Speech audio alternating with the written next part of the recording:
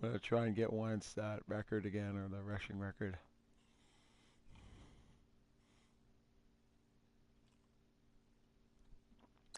Sorry, I'm eating chips.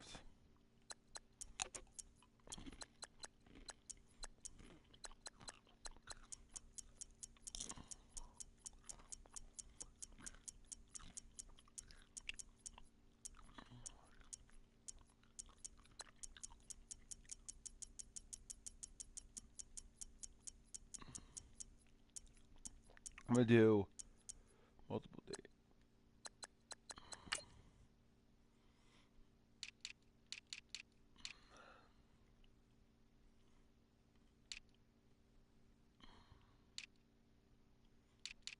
All right.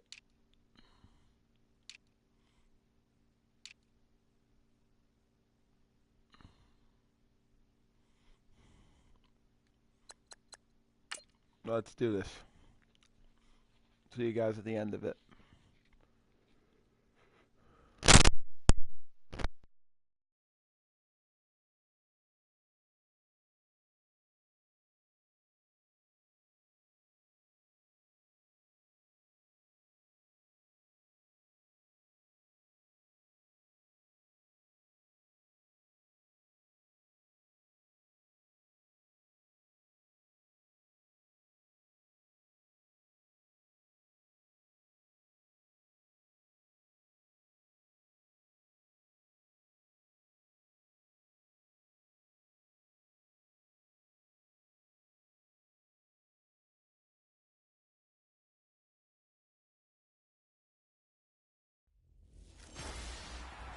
Hello, everyone. I'm Larry Ridley, and you're tuned in to Madden 18 on EA Sports.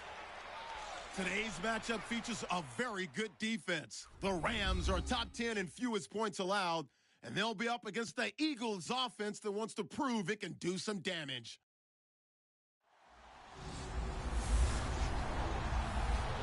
All right, Larry, thank you very much. We are pleased, as always, to be bringing you coverage of the National Football League presented by EA Sports. Who said the crowds wouldn't embrace football being back in L.A.? You certainly couldn't tell that by what we saw a few moments ago. These folks are pumped up as their Rams get set to do battle with the Philadelphia Eagles.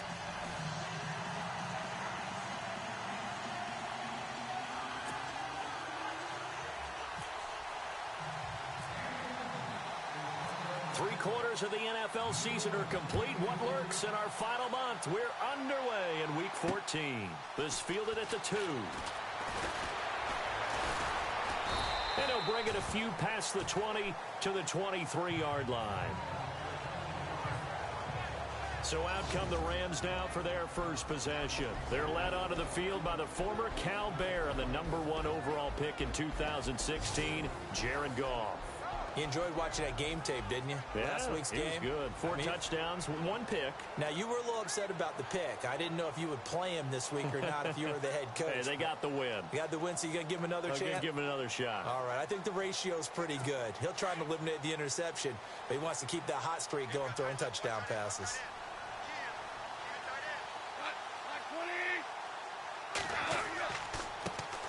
Here's the first carry now for Todd Gurley. And he is swallowed up right at the line of scrimmage. No gain on the play there. Second down. The offense on your screen now, and Todd Gurley on your screen. That is the back of the present and the future. And what an amazing return for him from a knee injury his last year in college at the University of Georgia. Now, it's like it never happened. There's nothing he can't do on the football field. And if you're a defense, that's a long day trying to prepare for Todd Gurley.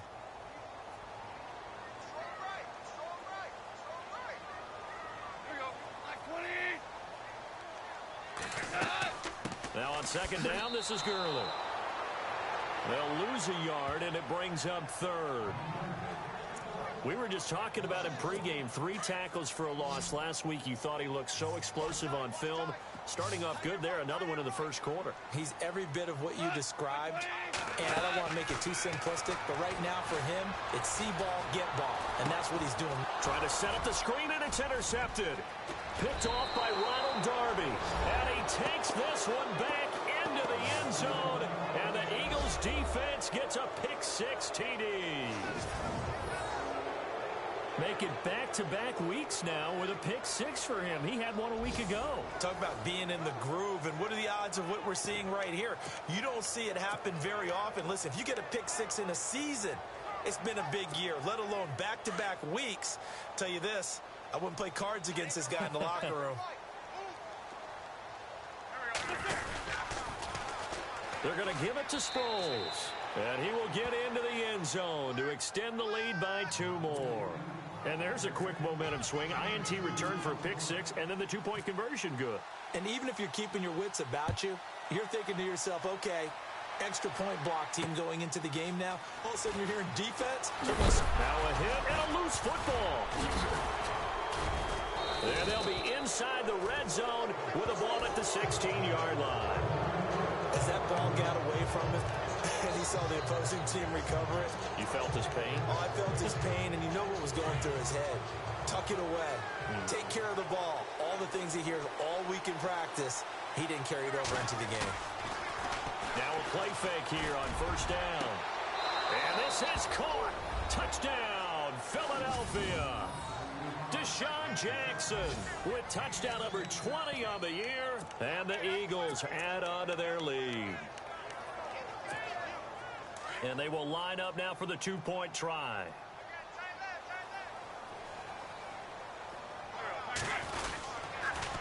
They're going to give it to Sproles. And he will dive into the end zone, and the 2-point conversion is successful.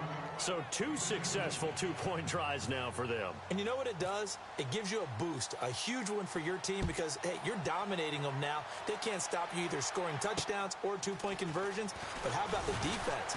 You don't know what to do at this stage. You can't stop them in any direction. And a pretty good return here. He'll be stopped just shy of the 25 at the 24-yard line. The Rams offense now making their way out to take over. Already down 2 touchdowns here in the first half. This becomes a pretty important drive, doesn't it? It certainly does, and a lot of teams script plays. We know that, right? They have a script to start the ball game, and typically those scripts go between 12 and 24, 25 plays. Down 2 touchdowns early, probably not very deep into their script. I think that they'll stay with it. I don't think they'll abandon it just yet and try and generate some offense on this drive. Anything. At least 3 points get that 0 off the board. And the big meat on the D-line, we'll see how they do today. And I'd hate to be an offensive lineman having to deal with these guys. They come in hungry, mean, and confident. They think that no one can block them.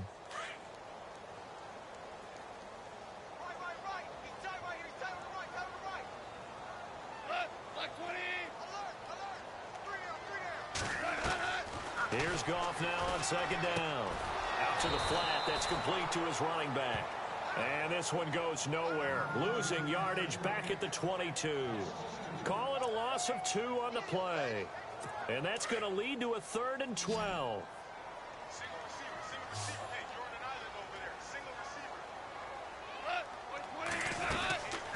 Out of the gun. Goff. And this is going to be incomplete. Let's face it, if you want to get back into the game, these are the kind of throws you got to hit. He's wide open right there. Got to be able to get it to him, don't you think? And those are the throws that haven't been available to them every time he's dropped a pass. Yeah, that's a big miss. He steps into this one, and this is a rocket. Now Sproles. Sproles so quick and agile. Gets by him, and now a little daylight. He won't go down. A great return there, bobbing and weaving his way for 31 yards. And the Eagles will have it, taking over 1st and 10.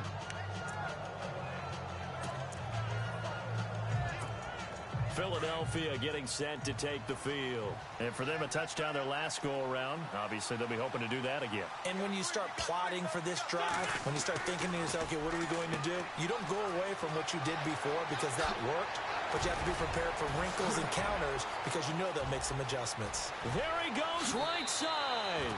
Touchdown, Philadelphia. Zach Ertz, 56 yards. And the Eagles add 6 to their lead.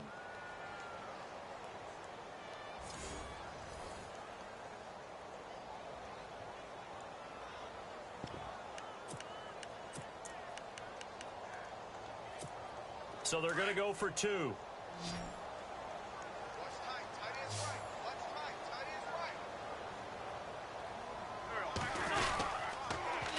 They're going to give it to Sproles. And he is into the end zone to bump the lead up 2 more.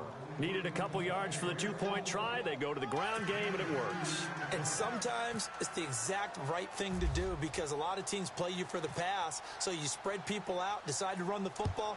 You often find good running lanes. This fielded at the 2.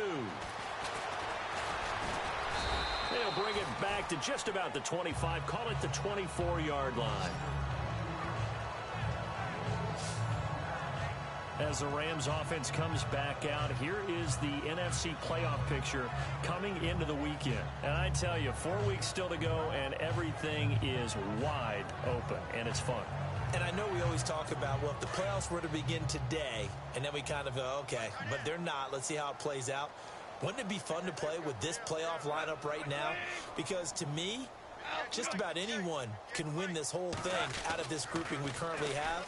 And by the time... Rush coming, and he's taken down. Brandon Graham in there yet again. What else is new as he continues to rewrite the record book in single-season sacks?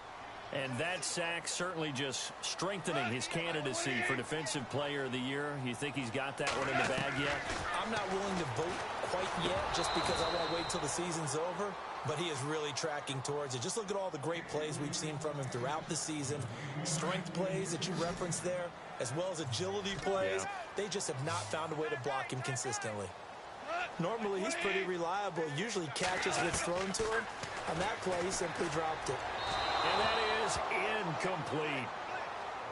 And absolutely zero surprise that that one was incomplete, huh? I mean, truthfully, how many OCs have we seen with 3rd and 20 on their play sheet and go, oh, I've got the exact play to dial up? No, that's just a head scratching down when you're facing a 3rd and 20. Tried to complete it, couldn't get it done.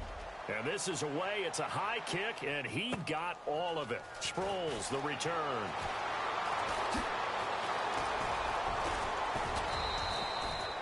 So dangerous with a football in his hands. Call that a return of 38. And the Eagles will have great starting field position here as they take over. And they'll start this drive with very good field position.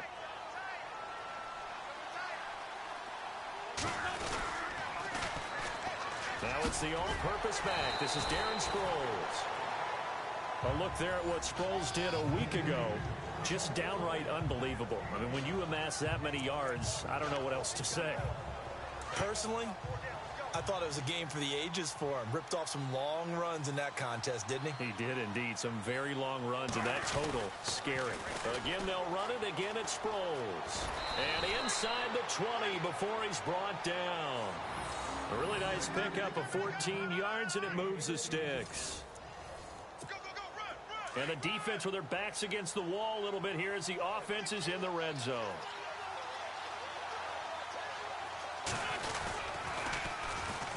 Now a first carry for LeGarrette Blount. Give him 3 on first down. It'll set up a 2nd and 7. I like the call. Inside the red zone, running the toss. Why? They want to get to the edges. They want to see if guys who don't normally make a lot of tackles are willing to actually do that. That usually means the guy's in the cornerback position. Now we'll get our first update of the afternoon from the Meadowlands. And it's the Cowboys that have moved down to an early advantage. Dak Prescott, a first quarter touchdown pass in that one.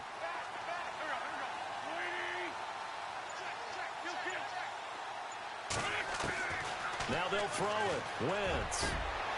His throw caught at about the 5. And he is into the end zone. Touchdown, Philadelphia. Stephon Diggs, a 16-yard touchdown. And the Eagles continue to roll. And the lead will grow by 1 more.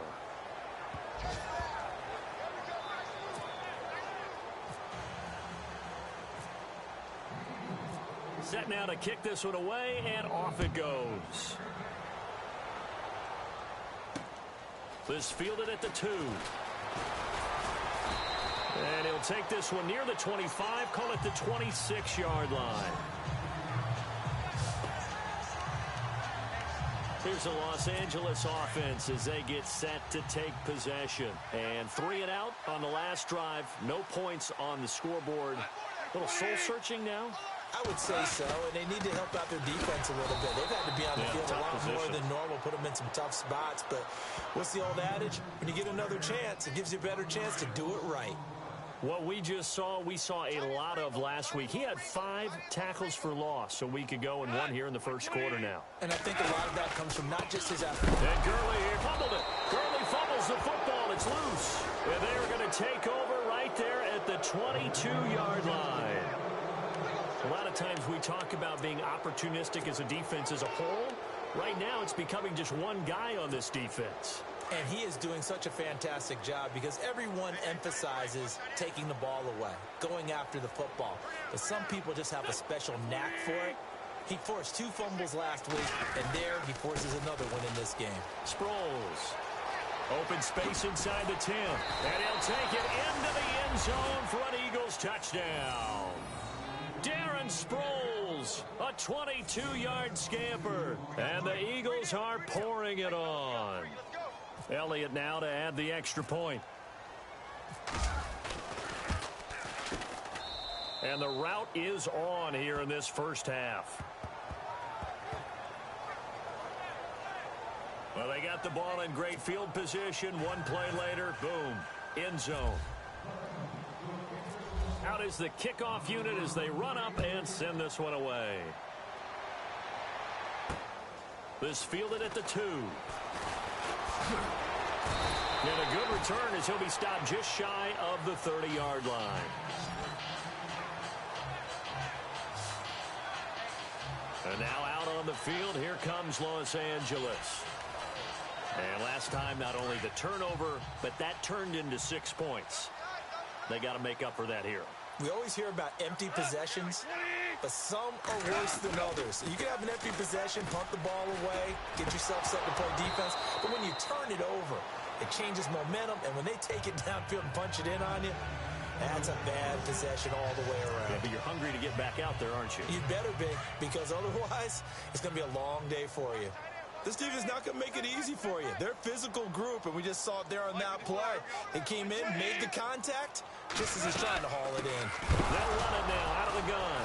And he loses the football a second time. He'll get 9 yards on the keeper there, but it's still going to leave him with a 3rd and 1. Wow, that ball gets knocked free, but a teammate comes along and scoops it up.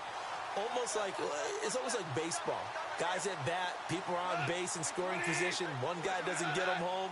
The next guy comes through and picks him up. And avoids the turnover. And this is going to be incomplete.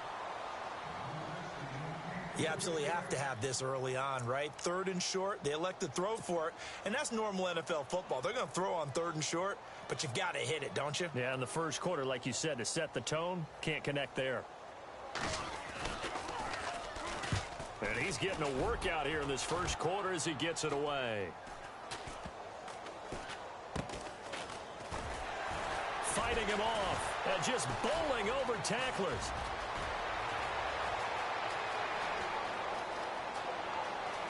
Darren Sproles. Touchdown, Philadelphia. Darren Sproles, 96 yards. And the Eagles continue to roll. What a risk he took, but it paid off. I mean, he took that punt from inside the 5 near the goal line, ran it all the way back. And normal coaching says you let that one go. Anytime you're inside the 10-yard line, you let it hit and hopefully bounce into the end zone. But as you mentioned, he took a risk, and boy, did it pay off in a big way. I wonder if they let up a little bit going downfield, thinking that there was no way he was going to return that one.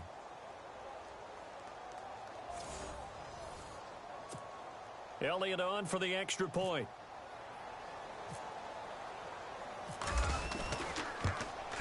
And the route is on here in this first half.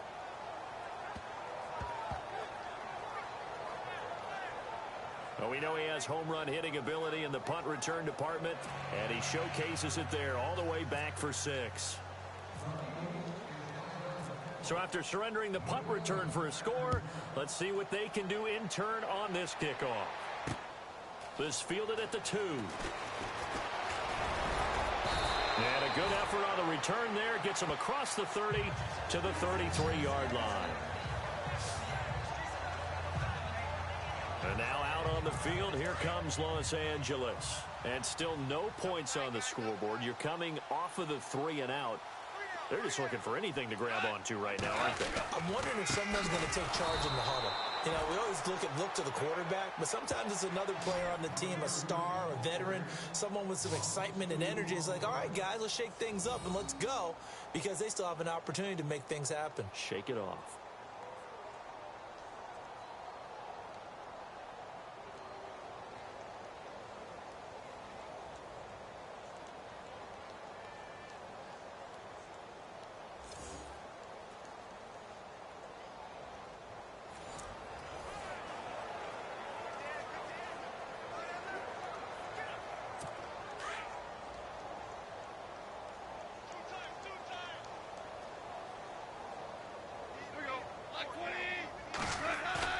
They go play action with Gurley. Now gone.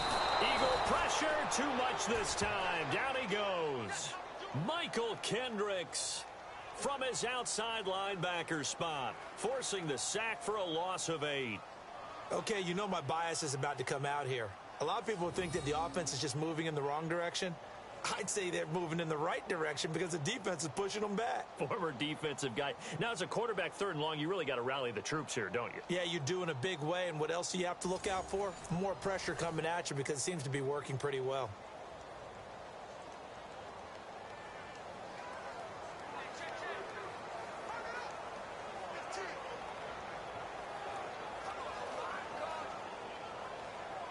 So Goff, he'll try to refocus after the sack. The Rams now set up with a tough one, a 3rd and long. Now a draw as Goff gives to Gurley. And he'll take this one up close to the 25-yard line. It's a gain of just 3, and the offense likely going to yield to the punting unit here on 4th down. We haven't seen much from him running the football here in this first quarter. No, you're right about that. We haven't seen much of him at all so far. They've stacked him up pretty well, but when you're trying to run the football, sometimes you got to play the long game. Keep handing it to him, and some of those runs that aren't working now, they turn into 6, 7, 8, and maybe more later on.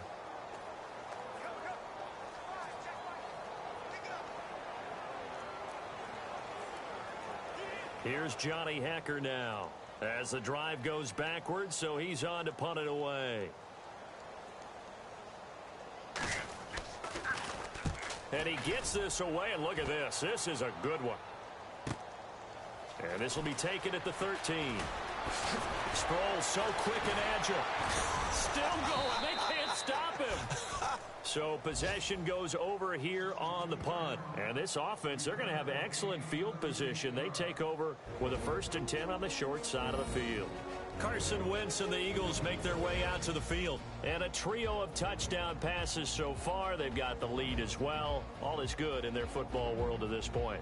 And it's so much fun for our colleagues, right? Think about our producer, our director, everyone putting together these shots. Wouldn't you love to be in the truck right now and hear him calling for it?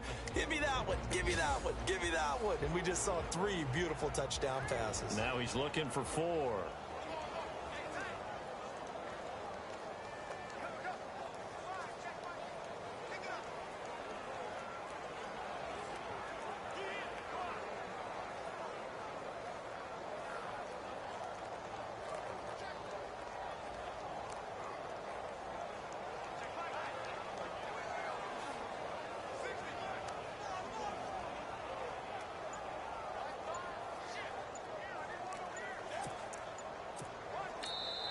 And with the play clock at 5, we're going to get a timeout. They'll have 2 remaining as we step aside here in this first quarter.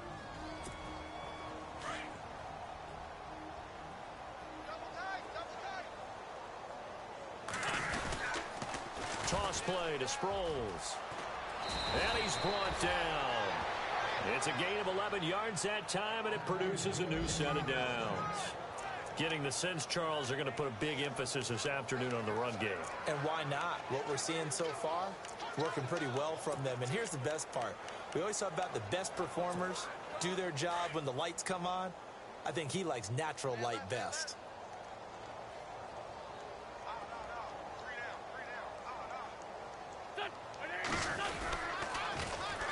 And once again, they go with Sproles.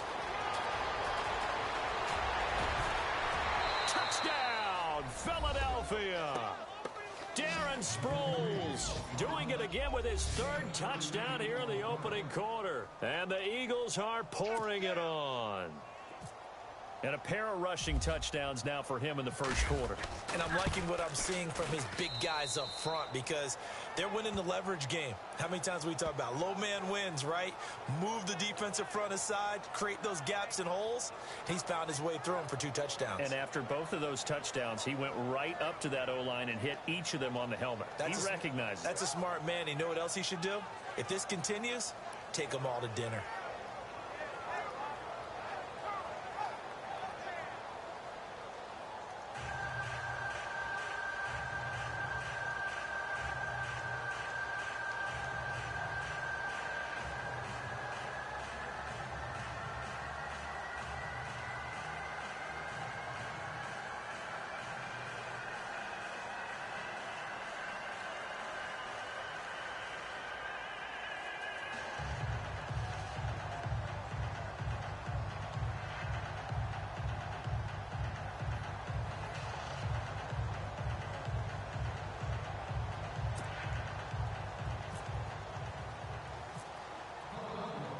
The kickoff unit is out on the field, and they will send this one away. This fielded at the 2. And not a bad return here. He gets it out to the 25-yard line.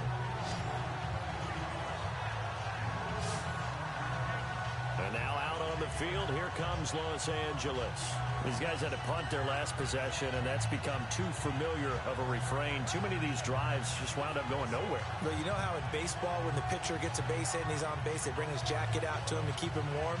A lot of times the punter goes to the sideline, puts on sweatpants or a wrap over his leg to keep it warm. He might need a massage from the trainer right now from all the work he's getting.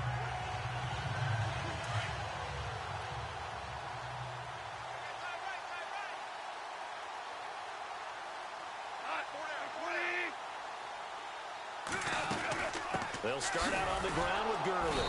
And he's going to lose yardage and be backed up to the 25. That's going to go as a loss of a yard, and it'll be second down. Well, that play was doomed right from the start. They just about ran into every defender on that one, didn't he? It felt like everyone got a piece of that tackle.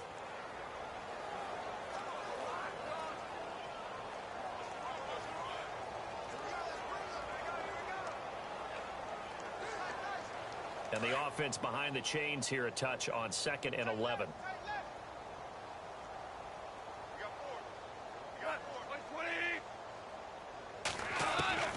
A shotgun snap for Goff. Out left, he's got it to Everett. And he's able to get up here to the 26. That throw good for only a couple. It brings up 3rd down. I think defensively you're okay with that. You're in the first quarter. He's going to get some catches, but they rallied to him quickly. And that's what you count on, and I like what you just said. First quarter, can you do it all game long? They catch it, you tackle them, they go down on the spot. Because when you're able to do that and you don't give up big chunks of yardage after the catch, now you put the offense in a position where every series they have to work hard to pick up first downs, and you tend to stall them out when you do that. And he's going to lose yardage and be backed up to the 25. It'll be a loss of a yard, and that'll bring up 4th down. I'm getting the sense that Fletcher Cox is making offensive linemen want to take the week off when they have to play against him. It's a regular routine for him, isn't it? It really is. That play there, that's him all day long. Good luck trying to block him and keep him from disrupting your offense.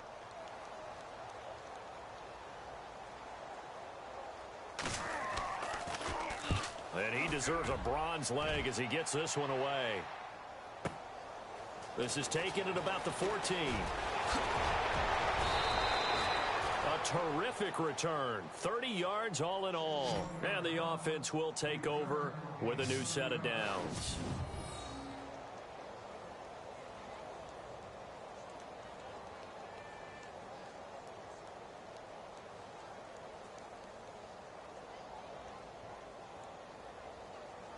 Here comes Eagle offense now as they get set to take over here. And they're hoping to redo their efforts in the last drive when they got into the end zone. And just think of what it's like now on the sideline, because when you score a touchdown, you have to go over and look at the tablet and see what you did on the last drive.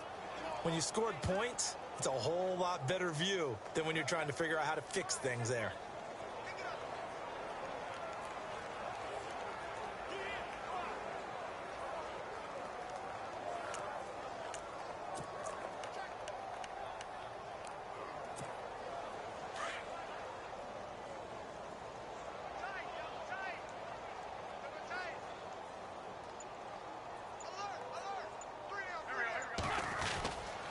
They'll begin the drive with Sproles.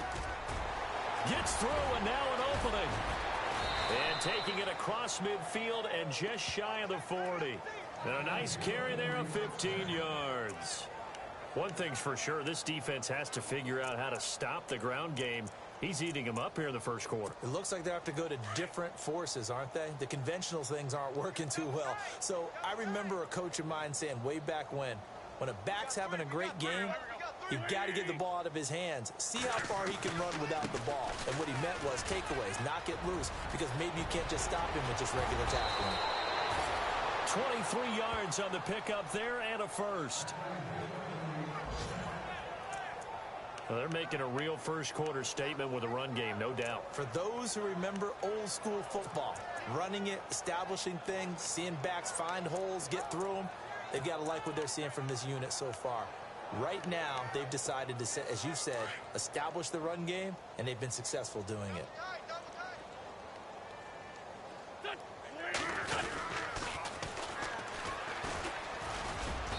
And he's going to fight his way forward here for a modest gain.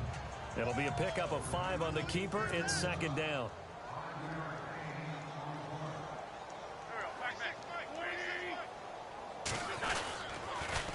Now they'll run it on the toss. And he is into the end zone. Touchdown, Philadelphia. Darren Sproles.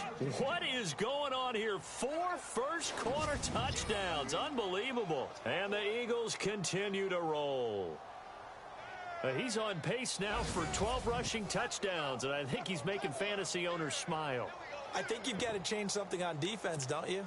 I mean, we often talk about using a spy on a quarterback who has the ability to run and maneuver outside of the pocket. Maybe they need to change that to spying him, because this many touchdowns this early, that is demoralizing for a defense. One guy breaking them down. Blount will get the football, and he will dive into the end zone, and the two-point conversion is successful.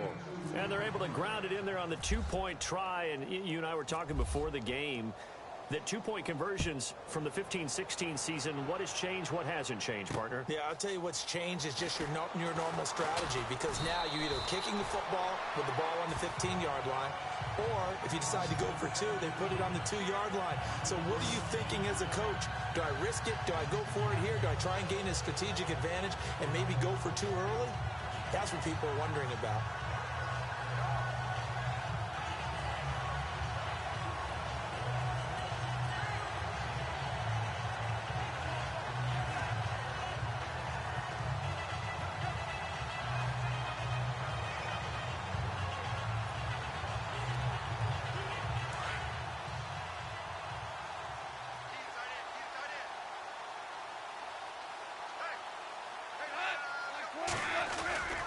They'll try and start the drive with Gurley.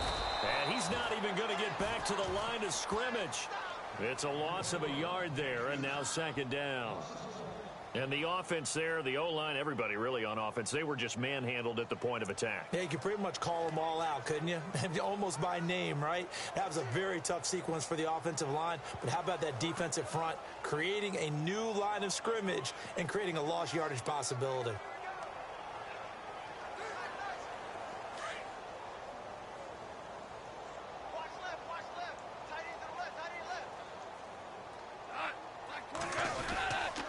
Again, they run with Gurley. And there just continues to be nowhere to run. He's bottled up again at the line of scrimmage.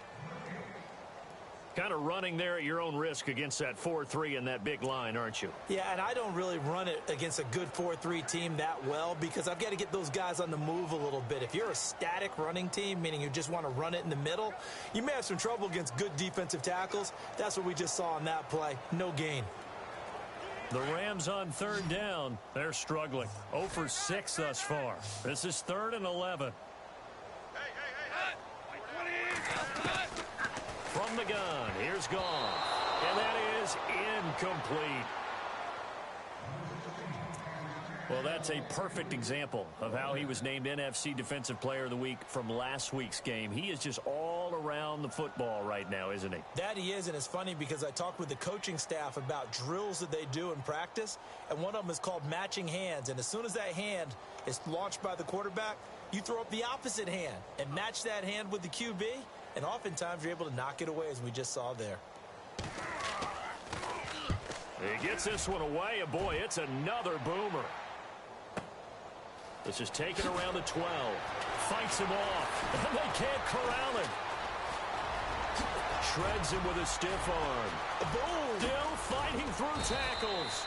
Might have been one man away from 6 points. As it stands, it's a huge return. And out will come the offense as they take over. Philadelphia getting set to take the field. And they will simply, Charles, be looking to duplicate what they did last drive when they were able to push it in for 6. And they hope it'll be that easy, right? To be able to take exactly what happened before, replicate it. They may have to make a few additional changes along the way because I'm sure the defense will make some adjustments, but they've got to have great confidence having scored the last time out. And after his performance last week, everybody saw it unbelievable. You can expect a heavy dose of him again, I think. Without a doubt. I mean, why wouldn't you? Because once you establish yourself that way, it's not just him, okay? It's his offensive line, it's the tight end, it's your wide receivers, everyone now sharing in the load and sharing in the belief that they do their job, they'll see another performance just like they saw the week before. Pretty good job defensively. Thought he was going to get it, but they knew where that marker was, and they stopped him just short of it. What it does is emphasize that strategic football and situational football is not just played on the offensive side, is it? Defense understanding, as you noted, where the first down marker was and making sure they didn't get there. An Eagle first down, Wentz to Ertz. Late in the season now, MVP chatter starts, and he might be on the fringe. This is always an award that goes quarterback or running back, usually quarterback. A lot of bias. Does he deserve consideration? He more than deserves consideration because the way the game is played in the NFL now, it's a pass-first league, right? So that means that people are going to adjust their defenses for him each and every week, and he's still putting up big-time numbers. I know the quarterbacks, the running backs get it, but he should be firmly in the race for MVP. 5 yards is the tally on first down. That brings... And he continues to pile up the yardage. That puts him over $150 now. And this defense has really had its problems trying to keep him contained. Looks like the defense in press coverage here.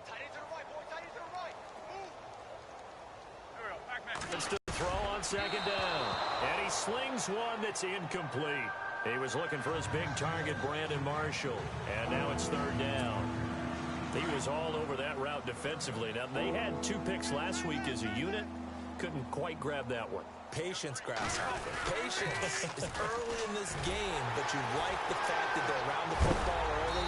They're going to be upset they didn't haul that one in, but at least they're there at the moment of truth to make a play on it. By the way, where did the Grasshopper thing come from? I know it's been around for a long time. Yeah, you know, I'll have to tell you that some other time. All right, back to football.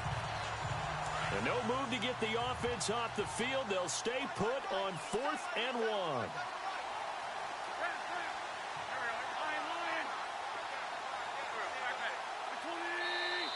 And now before they run this play on 4th and 1, we're going to get a break and a timeout. And that's their second charged timeout here in this first quarter. They're down to 1 remaining.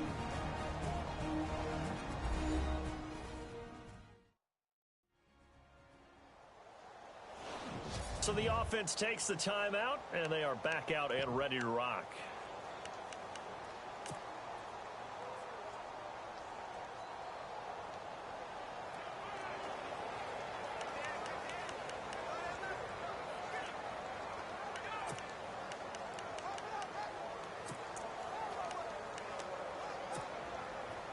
So they're going to come to the line here, and it appears try to go for it on fourth.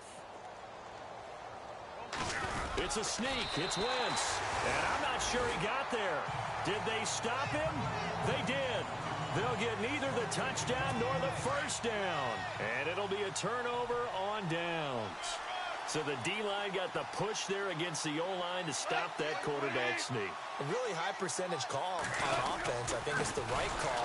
But as you noted, if they don't get the push, you can't get in there. There's no place for him to go. And that's why the whole play got stuffed. It'll wind up being a loss of 2. And that'll make it 2nd and 12. So when you call a corner blitz, what a lot of teams call a cat blitz, you're expected to come after the quarterback. But in this case, he ran into the ball carrier. Really nice technique, because what you do is you come deep as the deepest offensive player, so he can't get outside of you. And they'll lose a yard that time, and that's going to lead to a 3rd down. And our statistician, Ben Ramsar, just held up 3 fingers to remind me he now has 3 tackles for a loss only in the first quarter. Well, Ben's got it detailed perfectly. He always gives us the right stats. I'd love to be on the offense's headset right now, because what you're hearing is, can someone please block him? Come up with a scheme. Come up with something. Make sure you block him, because he's disrupting everything. Well, the guys who are paid to make the tackles deserve some kudos there, but I think they deserve even bigger ones, because in that situation, they had to be thinking pass. Loosened up defense, go into pass coverage. Instead, maybe they surprised them a little bit running the ball, yet they rallied to it and stopped them well short of a first down.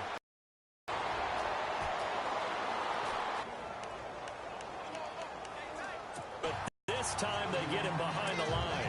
It'll be a loss of 1, and that'll bring up a 2nd and... Yeah, let me puff out my chest a little bit, even though I'm not rooting for either team. That was a really nice defensive play. It's awfully fun to watch, even in an offensive game.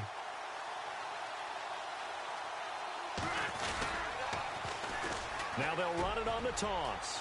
Good move at the 30. And he's got some space here.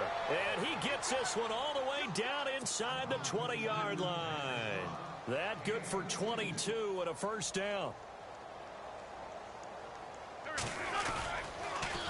Now they'll run it on the toss. He'll have another first down and more. And he'll take it into the end zone for an Eagles touchdown.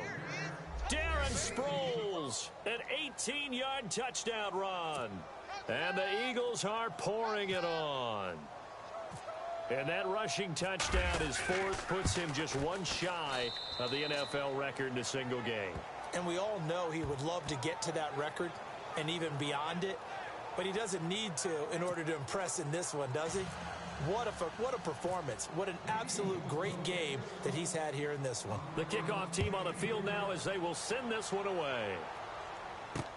That's fielded in the end zone. And no run back here. This will be a touchback, and it comes out to the 25-yard line.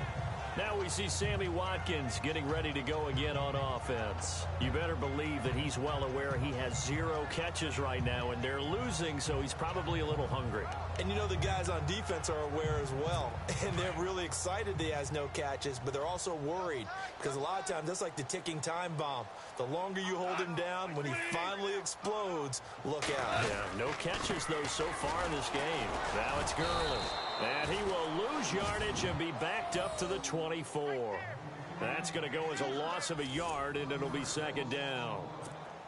With the struggles we're seeing up front for the offense today, they've got to think about changing up their play calling. Some screens, some draws, some quick-hitting plays in order to try and supplement the run game. You don't totally abandon it, but you try and give it a little bit of help.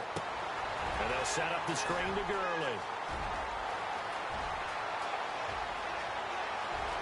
Gurley, wave goodbye. A big play there on the catch and run. 63 yards.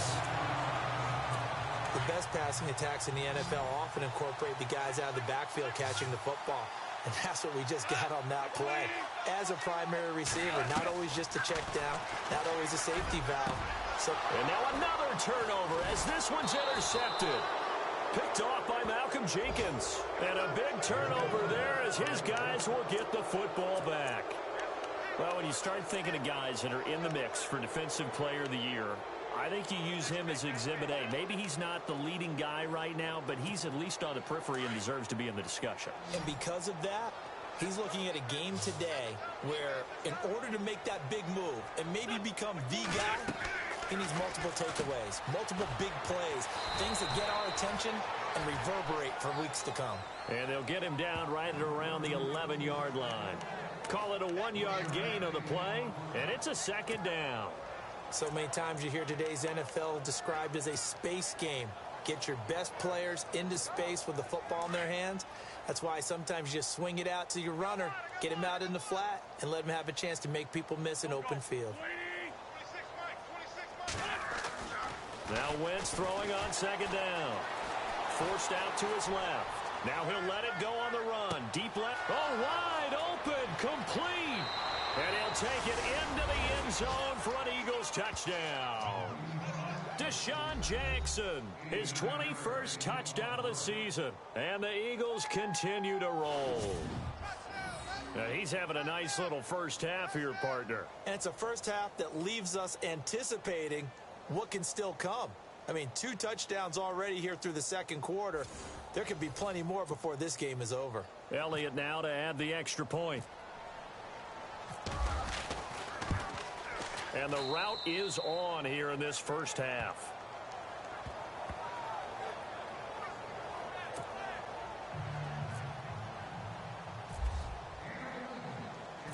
Set now to kick this one away, and off it goes. That'll be taken in the end zone. And no run back here. This will be a touchback, and it comes out to the 25-yard line. Coming up later tonight, a reminder, one of the best rivalries going. We'll have the Ravens and Steelers for you at 8:30 Eastern. And then tomorrow on Monday night, another divisional matchup. This time it's the Pats heading down to Miami to take on the Dolphins. Nice twofer there. They go back to the air here after the INT on the last drive. And some space here. And he'll score. Touchdown, Eagles. Now you start to feel sorry now for the young man throwing the football. This is really turning into a disaster. Listen, it's baptism. All right, this is almost a rite of passage. This young in the league, go back and find a Hall of Fame quarterback and check their records for their first 2 years, especially if they started the bulk of the games. I'll bet you'll find double-digit interceptions on just about every one of them. They have to learn as they go along. And the route is on here in this first half.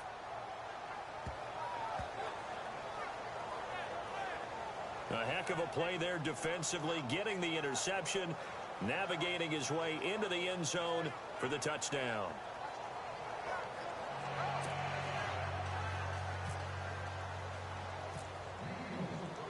So they throw the pick six. They'll get another shot at it now as this one's in the air.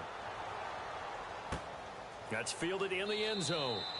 And no run back here. This will be a touchback, and it comes out to the 25-yard line. The Rams offense now, they get set and head back onto the field. And fresh off the pick six, they've got to forget about that quickly.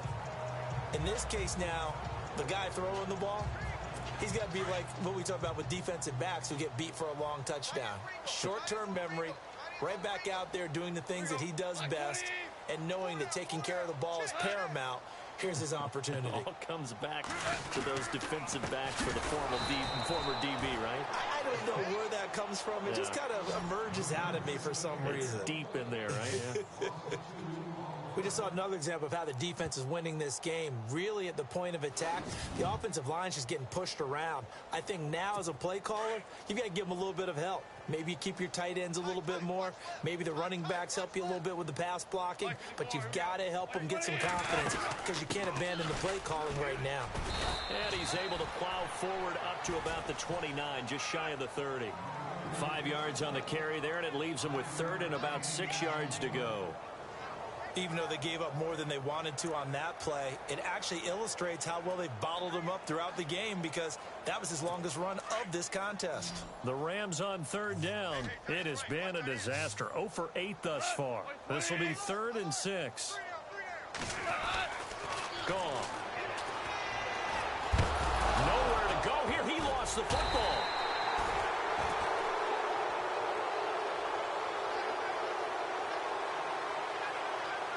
On plays like this where the ball comes free, it's often unusual for the team that lost it to get it back. Because this is a quarterback. The ball gets away from him. Everyone else is trying to execute what they're supposed to do on offense. They're usually looking in the other direction, downfield, or have moved away from him. In this case, though, a teammate is able to come up with the ball. A big kick there. We'll call it 56 yards on the punt. And possession will switch hands, 1st and 10. Let's shift now and discuss Deshaun Jackson. And the previous drive put him up over 1,000 yards for the season. So now it's what you like to refer to, my friend, as gravy time, right? It is. I mean, he's done it, right? He's accomplished the goal. So the good players, they relax a little. They bask in it. They think this is, okay, we've done what we set out to do. The great players decide to push that number as high as they possibly can.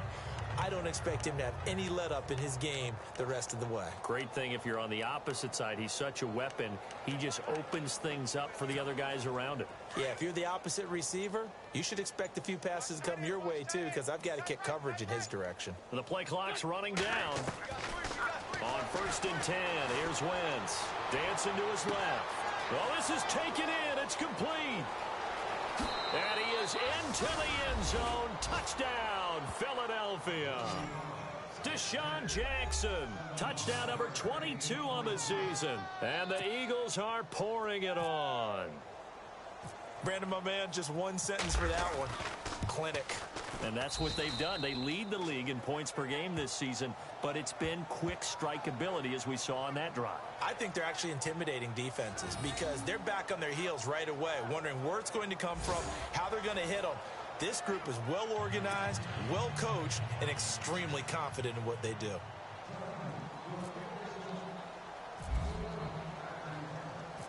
Out is the kickoff unit as they run up and send this one away. That'll be taken in the end zone. Yeah, some might have returned that one. He won't. He'll go down to a knee, and they'll start the drive from the 25. Now Sammy Watkins and the rest of the offense getting set to go again. Hasn't had his best day to this point here in the second quarter, and they're losing. You got to think, though, that also means that maybe the defense doing a good job on him. There's two sides to that coin. I would agree, so you have to give them credit, but that means you've got to find a way to beat that defense and make sure one of your top playmakers touches the football and has an impact on the game. Change formations, change where he lines up, put him in motion, anything possible to shake him free. Maybe that greater impact comes here on this drive. Goff now looking to throw. The intended receiver, Tavon Austin. That'll bring up 2nd down. I tell you, Brandon, this defense is playing with some confidence. Haven't allowed a point yet. Flying to the football. I'm telling you, he's almost 11 to the ball on every snap. Another nice job there to force an incompletion.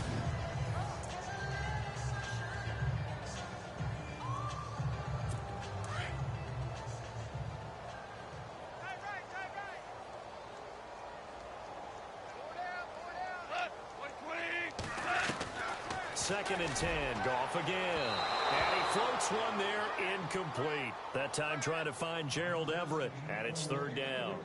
Some of the fans here don't seem too happy about what we've seen in this first half. No, not at all, and I understand why. They've looked lethargic, out of sync, and it shows on the scoreboard. Throwing on 3rd, Goff. Nowhere to go here. He lost the football. And it's picked up by the Eagles. And he'll score. Touchdown, Eagles. This first half has been a nightmare for that offense. Defense just dominating them. And when you're picking up the ball, picking up their mistakes, and taking it the other way and putting it in the end zone, that's a defense's dream. They're having that type of a game. Everything that can go wrong has gone wrong for this offensive unit. So not only the cough up, but then the pickup on the other side, the scoop, and the score the other way. The fumble return for a touchdown. That'll be taken in the end zone. And no run back here. This will be a touchback, and it comes out to the 25-yard line. And the Rams now coming out on the field. And they weren't on the sidelines for long, but I'll tell you what, I'm glad you and I weren't down there. We could hear them. The coaches from all the way up here, they were adamant, you've got to hold on to the football or else we have no hope. Yeah, it's easy for me to laugh sitting up here, but you're exactly right. If we were down there, that message would have been received a whole different way. Nowhere to go here. He lost the football. And it's picked up by the Eagles. And he's into the end zone. It's a fumble return and an Eagle touchdown. This first half has been a nightmare for that offense. Defense just dominating them. And when you're picking up the ball, picking up their mistakes, and taking it the other way and putting it in the end zone, that's a defense's dream. They're having that type of a game. Everything that can go wrong has gone wrong for this offensive unit. And you can bet they're preaching two hands on the ball here as the kick's away following that fumble return. This is fielded a couple yards deep. And the decision to bring it out will cost him about 5 yards as he'll get this only back to the 20.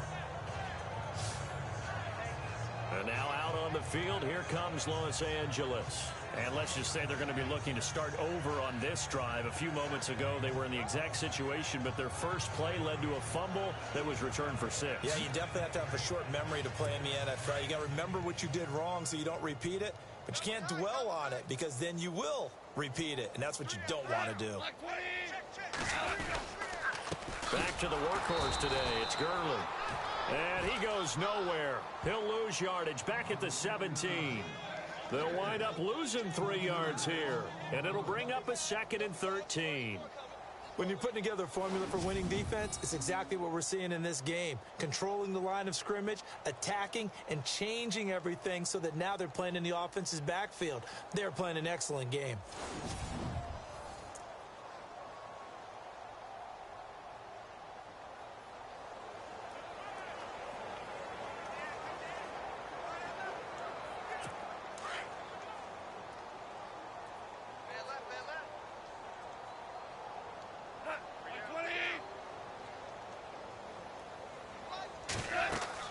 The throw on 2nd down is gone. Now they set up the screen. That's complete. And he'll be a couple yards shy of the 20 at the 18. Only a yard there. Sniffed out well defensively, and it brings up 3rd. In order for a screen pass to break big, a lot of things have to come together and be well executed. But all it takes is one small thing to go wrong and keep it from being a big game. The Rams on 3rd down, an almost unimaginable 0 for 10 thus far. This is 3rd down and 12.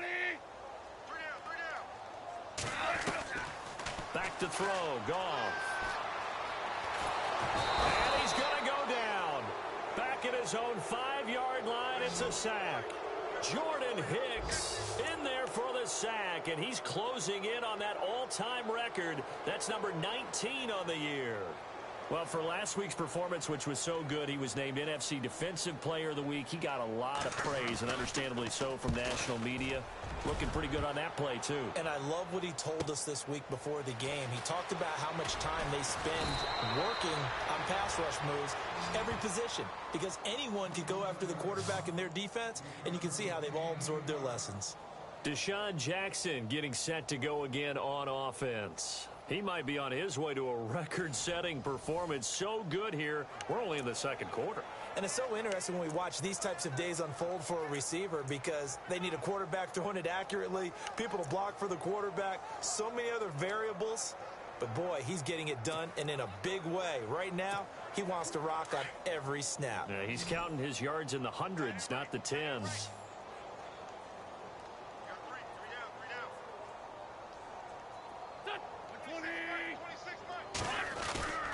Here's a handoff to Sproles to start the drive. And he takes it across midfield to the 45. 9 yards is the pickup there, and they'll have a 2nd and 1. First play of the drive, let's give credit all around. Excellent blocking, but the guy carrying the ball, he was the finisher. A really nice run.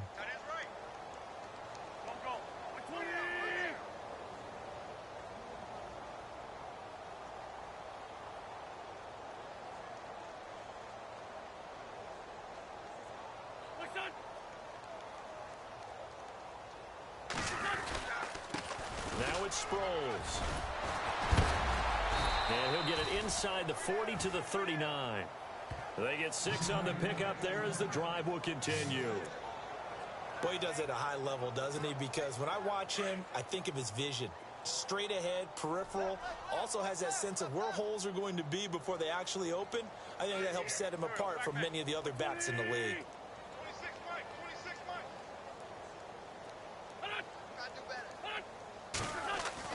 Throwing on first is Wentz. Right side caught by Jackson. Still moving. Oh, that's sweet. And he'll take it into the end zone for an Eagles touchdown. Deshaun Jackson on his way to a historic performance. 4 first-half touchdowns. And the Eagles continue to roll. And let's count them up now. 1, 2, 3, 4 touchdown receptions for him in this game. And just one shy of the NFL record. What a great performance. Going up and catching the football, creating space, and finding the end zone. That's what it's all about. So they kept it on the ground, got it into the end zone. But, Charles, sometimes you probably see teams treat a two-point conversion differently than if it was first and goal from the 2, or I should say third and goal from the 2. I agree with you totally on that. A lot of teams treat it as if they have farther to go and shy away from running the football. I think this is a great spot to do it because most teams play you for the pass. Go ahead and run and let your linemen surge and fire out. Now we see Sammy Watkins getting ready to go again on offense. A chance maybe here for them to get him more involved. They're down here on the scoreboard, and he's been very quiet. And the silence has been deafening for his team. They don't need that at all. They need fireworks. They need explosive plays. They need him touching the football in any way possible. Maybe go to some jet sweeps. Anything to get him going. Yeah, something to get him the ball. We'll see if they can do it. Gerald Everett is tight end, the intended receiver. And that'll bring up second down. I know our vantage point might be a little bit better way up here, but that looked like an ill-advised throw to me. I didn't see anything open, and this play just didn't look right from the beginning. It did not. I thought he might get outside and just chuck it away. Dangerous pass, incomplete.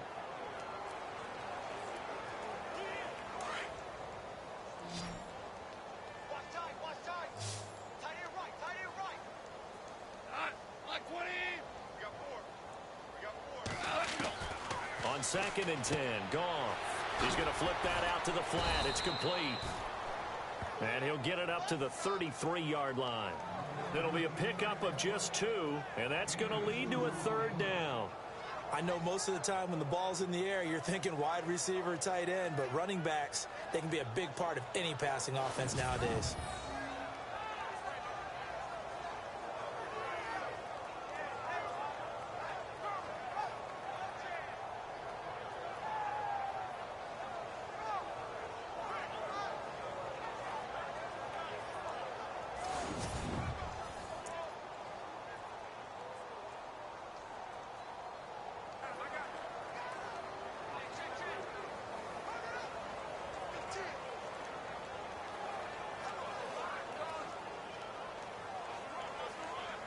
The Rams on 3rd down. The struggle has been real. They have had ample opportunities. They've yet to cash one in. This is 3rd and 8. Goff now to throw. Pressure comes, and down he goes. The Eagles get there for the sack.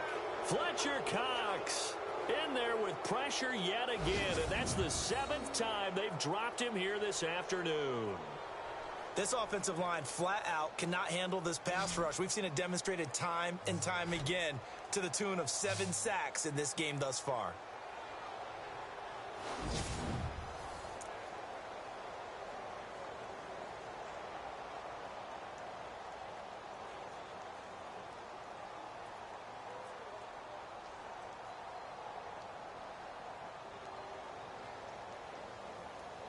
Here's Johnny Hekker now. He's been one of their few bright spots so far.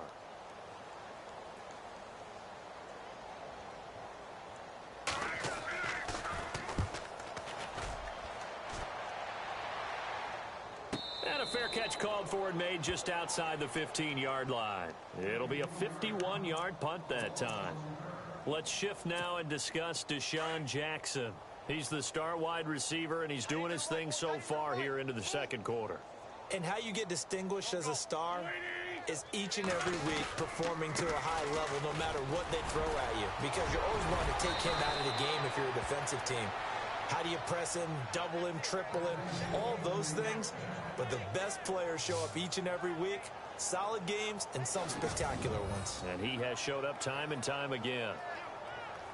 Now, this is an example of breaking down a defense, because on a lot of these runs, he's getting past the point of attack, and guess what he's doing? Forcing the secondary guys to have to make a lot of tackles.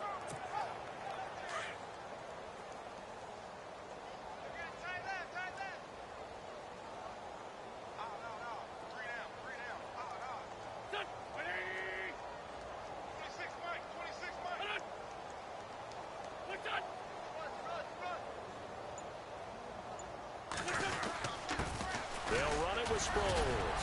And he'll get this only up to about the 35. A gain of 3, second down.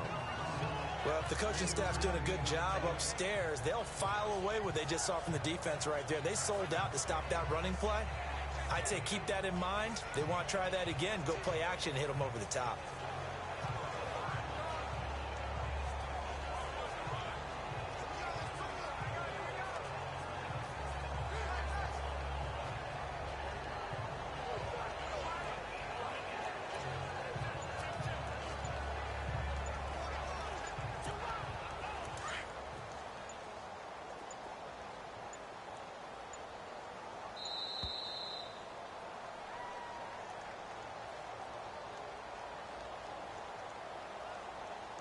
Delay of game, offense. And that'll set him back 5. Still second down.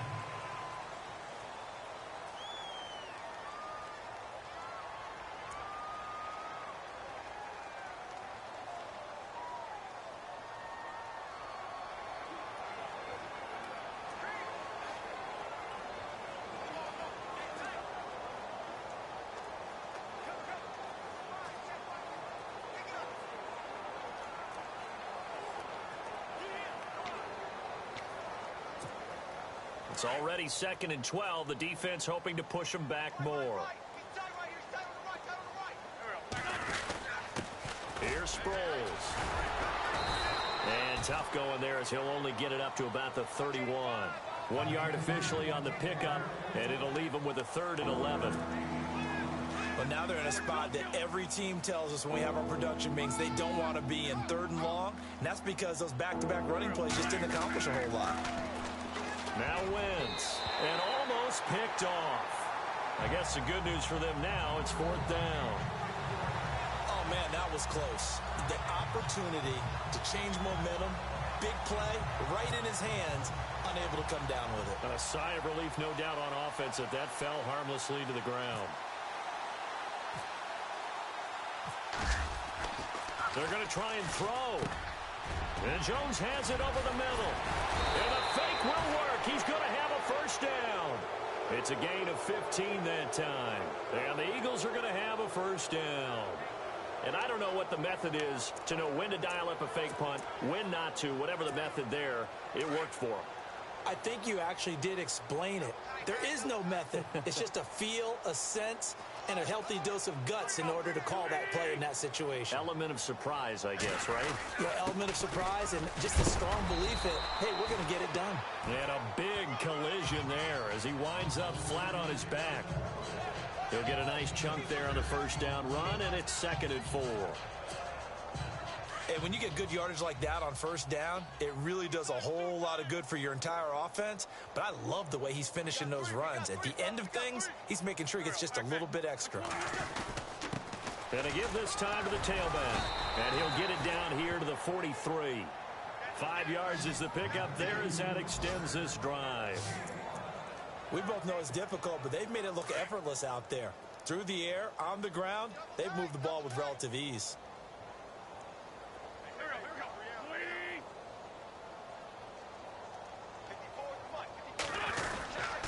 And he'll give it here to his running back. And some good tackling there as he stopped up at about the 41. 3 yards on the pickup there, and it'll be 2nd down. Not much happening there on 1st down. I thought there might have been a hole for a split second. Yeah, but it dried up pretty quickly, didn't it? Closed fast. Now a handoff here to his running back.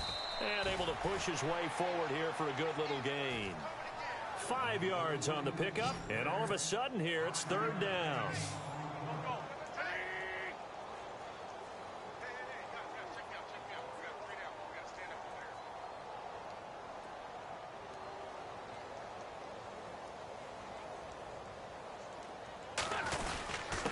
And to give this time to the tailback. And he's going to have the first down yardage as he's down at about the 30-yard line. It's a pickup of 6 and good enough to move the chains. This offense, number 1 in the NFL in picking up first downs, and their run game got him another one there. A really good stat to lead the league in, isn't it? Because if you keep picking up first downs, sustaining drives, that means you're controlling the football, controlling the clock, and letting your defense rest on the sidelines.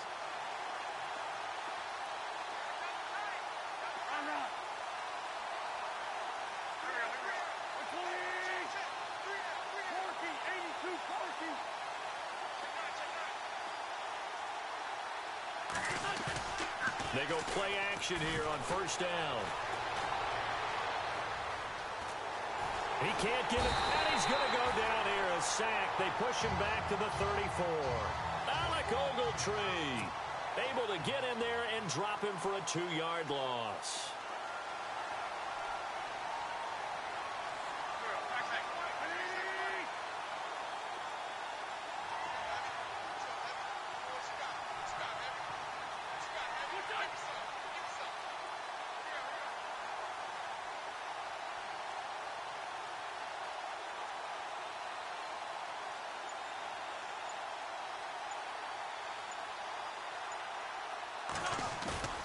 On second down, here's Wentz. He'll rifle this one deep, and that's going to be caught for an Eagles touchdown. Deshaun Jackson with another touchdown, number 24 on the year. And the Eagles are pouring it on. And that touchdown reception is the 5th for him in this game, and that ties the NFL record. And a record that's held up since 1950. This is another person that's tied it, but think about this. Bob Shaw said it in 1950. Kellen Winslow came along and tied it. And then, of course, Jerry Rice tied it as well. And finally, we're seeing it here one more time. Phenomenal. That's fielded in the end zone. And no run back here. This will be a touchback, and it comes out to the 25-yard line. And now out on the field, here comes Los Angeles. And last drive, 3 and out. Still a goose egg on the scoreboard. How do they break that goose egg? They've got to find a way to get the ball in the hands of their playmakers, get them some space, and try and make a first down and get some momentum going. It's been a struggle for them throughout the game, and that 3 and out on the last possession, that told you just how stalled they are on offense. So who will step up here? We'll see.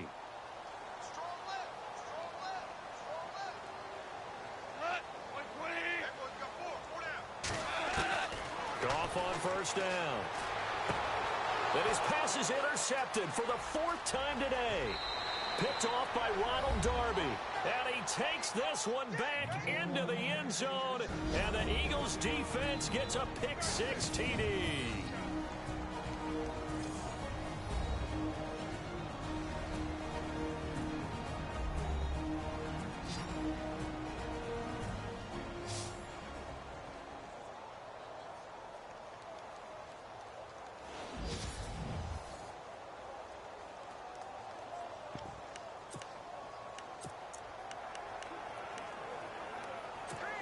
And they'll get set here looking for the 2-point conversion.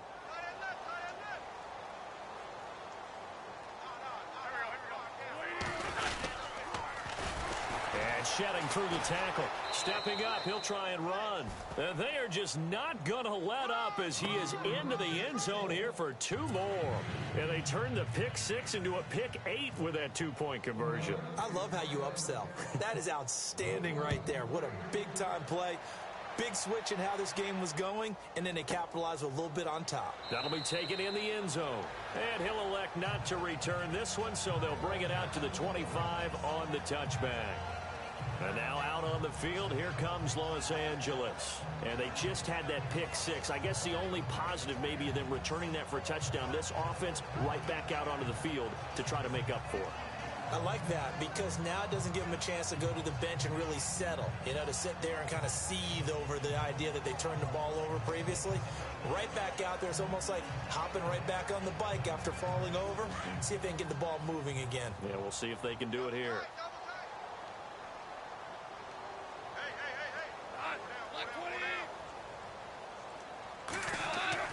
Now Goff on first down. Throwing middle, but it's incomplete. Derek Carrier, the one he was looking for. And now it's second down. I hate to sound really negative, but at this point, an incomplete pass, almost a moral victory that it's not picked off. Well, you may hate to sound negative, but that was negative. It was very negative, I know. But all these first-half interceptions, it's been tough to watch. Yeah, couldn't find a silver lining in this one. Much more like lead. Second down here after the incomplete pass. Watch tight. Tight ends right. Watch tight. Tight ends right. Mike 54. Here we go. Goff. Nowhere to go here. He lost the football. And it's picked up by the Eagles. And fantastic field position has them just outside the 10 at the 11-yard line in the red zone. All right, partner, the risk of piling on.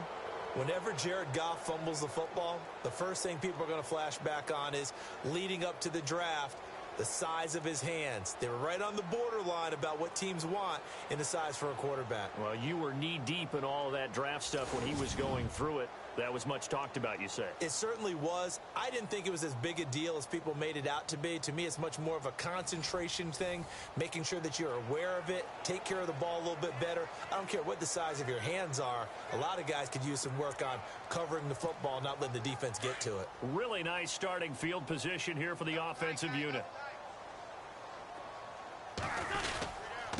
And he'll give it here to his running back. Oh, and now he bowls him over. And a big hit at the end of that one. He's knocked down hard at the 1-yard line. 10 yards there to start the drive, and just enough by about the length of the football for a first down. I'd have to say that was a pretty darn good run right there. They had 8 in the box, still able to burn them. They've got to consider themselves lucky they only give up a first down and not a touchdown.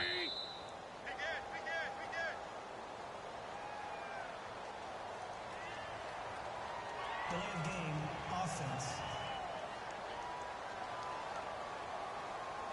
So that'll back him up 5.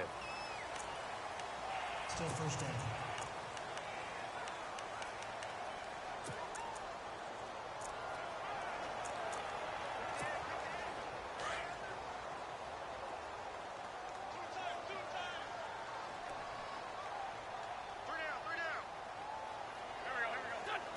And they'll indeed take a knee.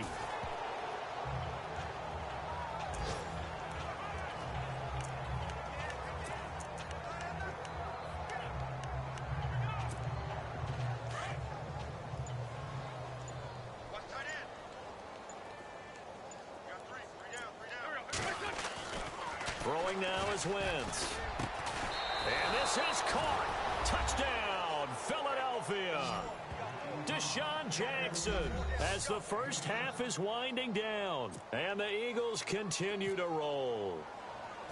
I heard a coach talk about those late-in-the-half scores, especially ones that give your team a pretty decent cushion. He said those could be the ones that can finish off a squad if you let them. Yeah, they've got the cushion. This half has been theirs. The kickoff unit is out on the field, and they will send this one away. That's fielded in the end zone. And not wanting to risk anything here late in the half, he'll just take a knee, and they'll bring the football out to the 25. And the Rams getting set to go now. And with time quickly fading here in the second quarter, not sure how aggressively, offensively they want to play this. I think we'll find out just how much they trust their guys in this situation if they decide to take a shot.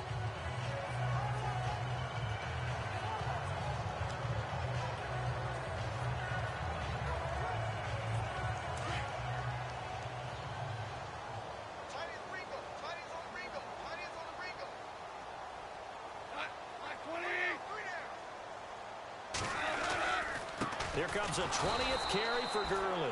And he will lose yardage here back at the 23-yard line. It's a loss of 2 there, bringing up 2nd down. Well, add that play to his resume, Real, because he went to the Pro Bowl last year. That's how you go to the Pro Bowl. You make plays like that, big-time penetration, and throw people for losses.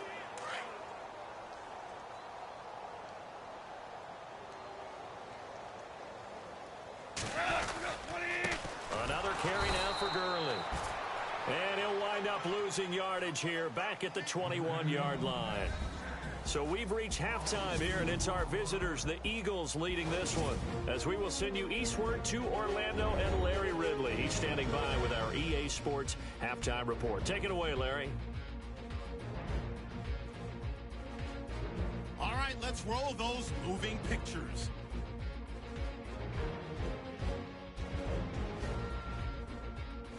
Rams opening the game on offense. Goff's got to rush the throw, and it's intercepted. Eagles will take it back for the touchdown, which takes the lead to 8.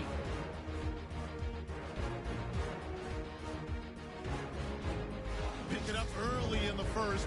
Ertz has got nobody around him on the catch, and he's going to go 56 yards for the score. Eagles go up by 24.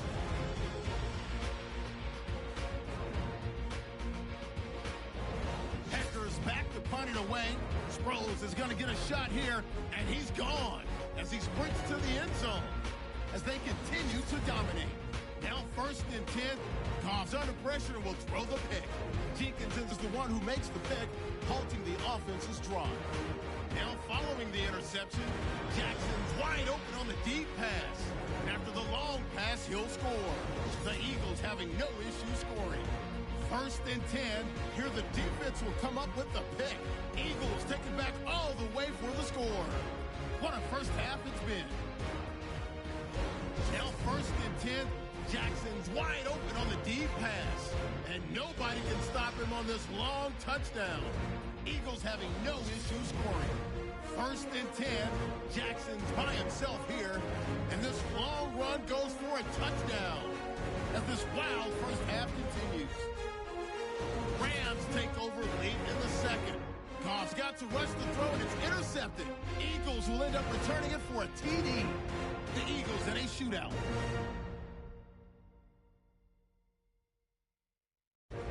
That'll do it for us here at EA Sports Studios. Let's get back out to Brandon and Charles for the call of the second half. Brandon.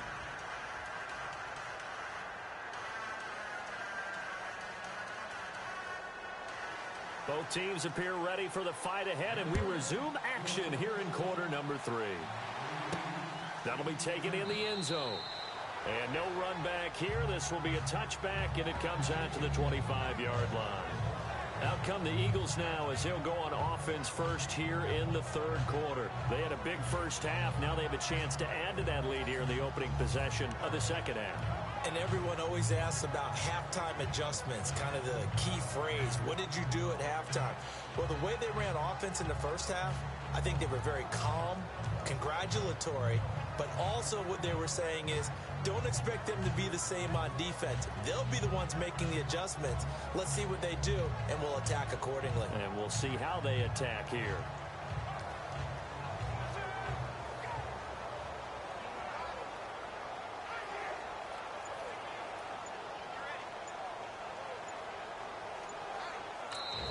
Play clock down to 5, and they're going to burn a timeout. It's just their first, so 2 remaining as they burn one here in this 3rd quarter.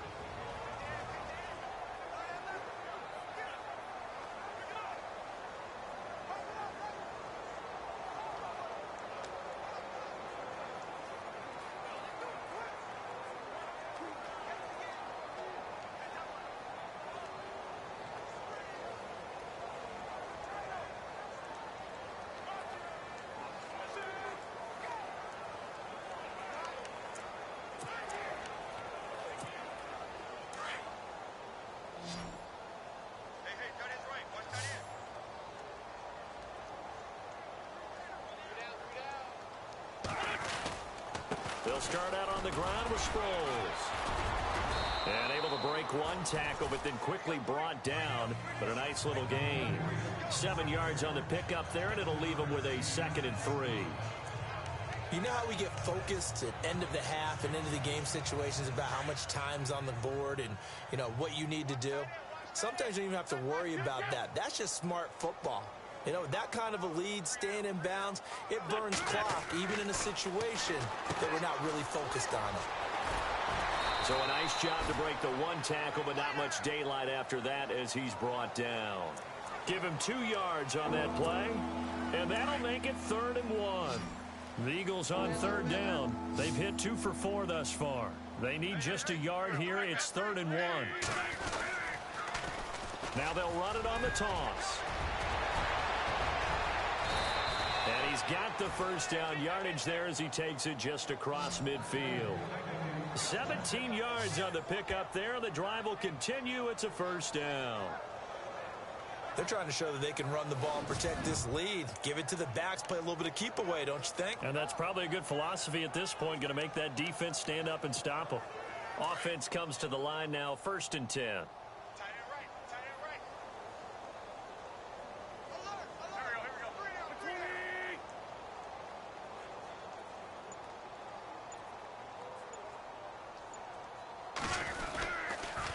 down. A handoff as they run the counter play. Darren Sproles. And he'll be taken down, but not before getting this inside the 30. That good for 22 and a first down. All right, I've got to be careful here, all right? He's on the plus side of 30. There may be a little gray in the beard, but that's not slowing down his speed as far as he's concerned. What he's saying, I'm on the plus side of 30. Well, if you're on the plus side of 30, you don't know what I'm on the plus side of. All I know is that run right there let us know there's still some life in those legs. Absolutely. Still got a lot of life left in those legs.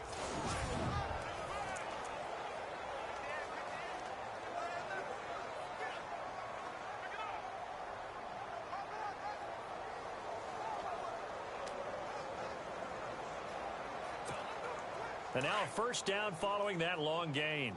Watch tight end. Watch tight end. Tight end's right. Tight end's right. Here we go. Here we go. We got 3, fellas. We got 3.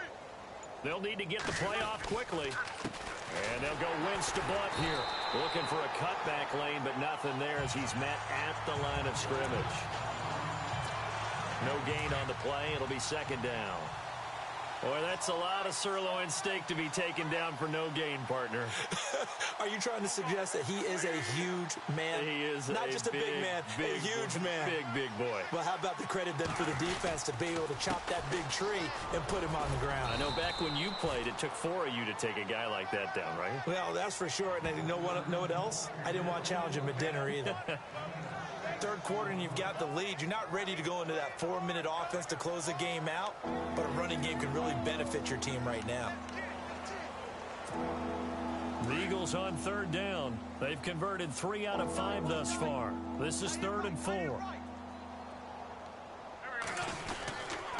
Wentz going to give this one to Blunt. And he picks up the first down yardage as he takes this one down to the 15.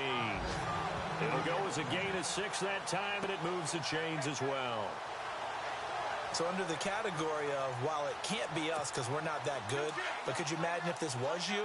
LeGarrette Blunt, his first 1,000-yard season since, what, 2010, his rookie year? And 18 touchdowns in the regular season? And no longer with New England. He is over 30 now. He turned 30 in December. I don't know if that played a factor, but yeah, such a productive year, and then he's gone. Well, that just tells you this. Now he's going to be playing with a chip on his shoulder trying to prove something. And defensively, they were in zone coverage there. Do you have to be a little careful? You're losing playing against a good quarterback like he is to not play too much zone? Yeah, you have to be careful about how much time you're giving up. I think it's a good point you just brought up. So maybe if you still want to play zone, you go to a zone blitz scheme.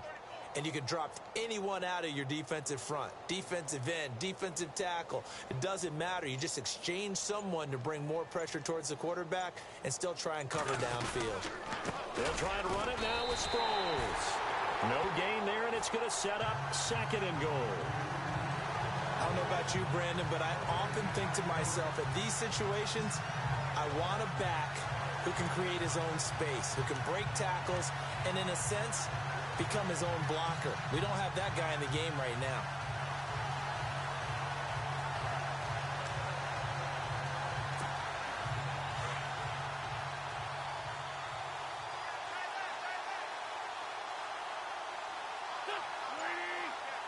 Second and goal from the 2-yard line.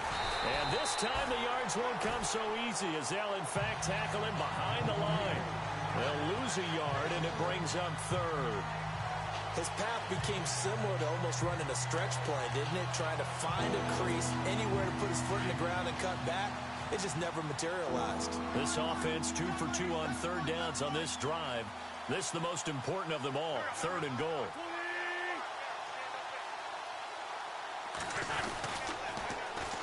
And they'll run it here. And he's in. Touchdown, Eagles. Darren Sproles taking it in from 4 yards out. And the Eagles are pouring it on. Able to punch it in on third down makes it easier for those guys on the sideline. They didn't have a fourth down decision to make. Yeah, could you feel the exhale? Because they were already thinking ahead, as all the good coaching staffs do. Anticipating, will we have to make the call? They already had it lined up. Never even got to it. And he will get into the end zone again, and he seems to have a nose for it as he gets both the touchdown and the 2-point conversion.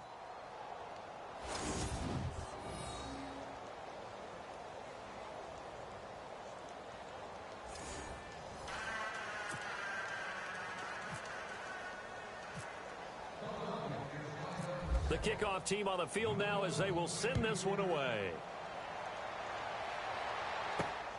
This one fielded at the 5.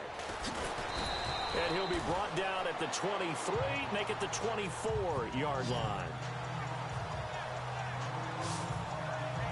Now we take a glance at the offense as they work their way back out for their first possession of the second half. They trail offense, first time to touch the ball in quarter 3, and we'll see what they can do. And I can't wait to see what they have planned, because some teams script to start a half. Other teams just go, okay, these are the sequence of plays we want to run. These things worked well for us. And sometimes they throw in that big chunk play right away. Eagle pressure, too much this time. Down he goes. Nigel Bradham in there to bring him down, and that is sack number 17 for him now on the year. The amount of sacks that they've absorbed in this game is absolutely extraordinary. Let's just face it. This offensive line, flat out, cannot handle this pass rush. It's been demonstrated time and time again.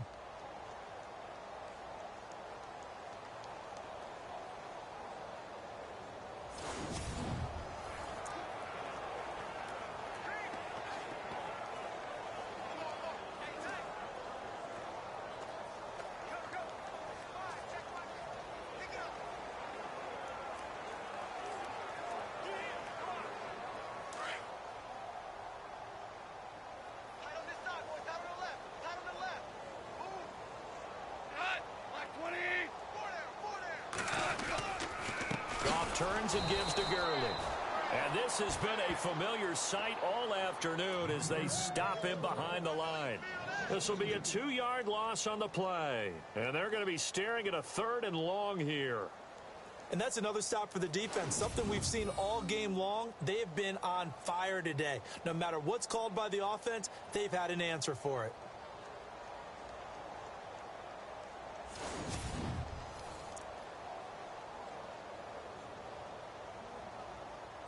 Need something from deep in the bag of tricks here after first and second down went backwards. It's 3rd and very long.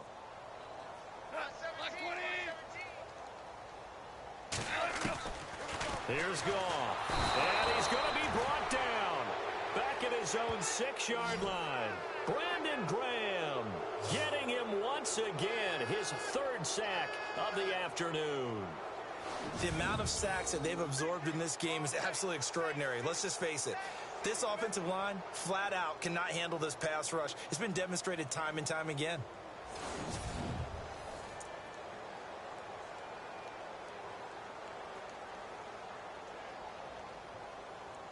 Here's Johnny Hekker now. He's been terrific so far.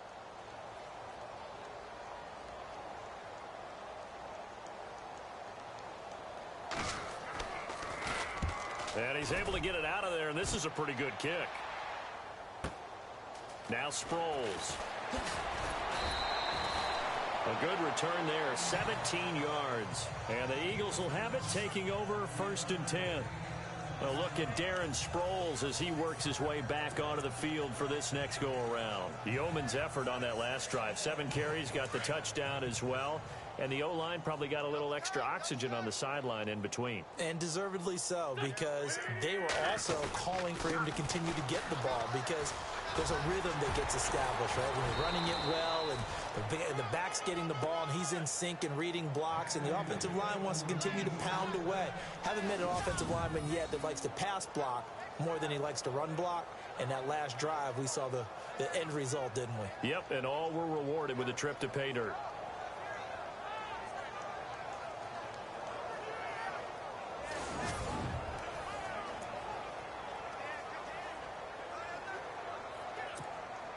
So the run moves the chains, and here we go on first down.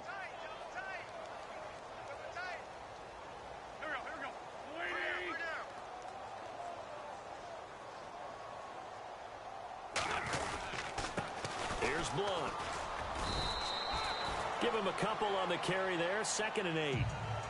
Well, he's looking for some running room, and there wasn't a whole lot of it there on that play. I think he was lucky to get a couple of yards out of it, because those defenders, they were rallying to the football pretty quickly.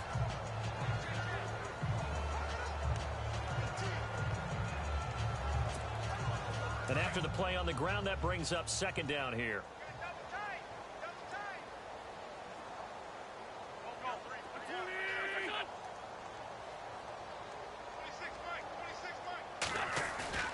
Play fake to Blunt. Now it's Wentz rolling to his right. And he maybe makes it back to the line of scrimmage. That's it. All in all, no gain on the play, and it'll bring up 3rd. And while he did a good job of sliding around in the pocket, there was nowhere to go with the football, so he had to take off and try and run. He just got back to the line of scrimmage, no gain. The Eagles on 3rd down. They've been very good, 5 for 7 thus far. This is 3rd and 8.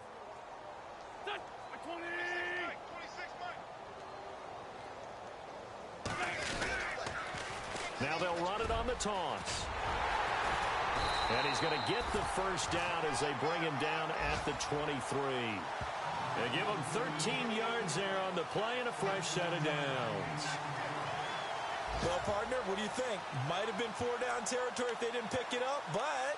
Yeah, it's a moot point now. I was curious, so if they didn't get it there, would they have gone for it? I guess we'll never know. Yeah, we didn't have to make that call, but I have a feeling both of us would have said, go for it. Elsewhere around the NFL, they're in the 3rd quarter in Carson. The Chargers have just scored, so they've taken the lead in that ball game. Phillip Rivers with 1 touchdown pass thus far.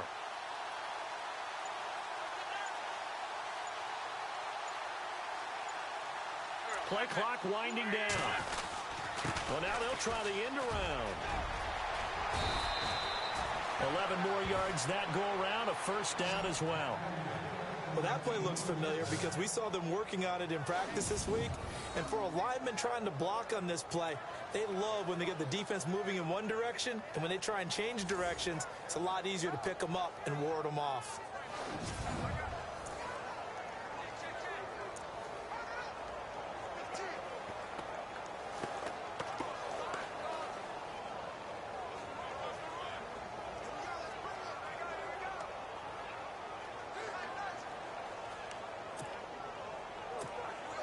So they're operating in the red zone. Watch tight end. 3 down, 3 down. Back. 120. Check 43. They'll run it now out of the gun. So he got free of 1 tackle but couldn't do a whole lot else. Give him 5 on the carry there, and it'll be 2nd down. That's a strong pickup right there on first down. And as this drive goes on, we're seeing an offensive line and running game imposing its will.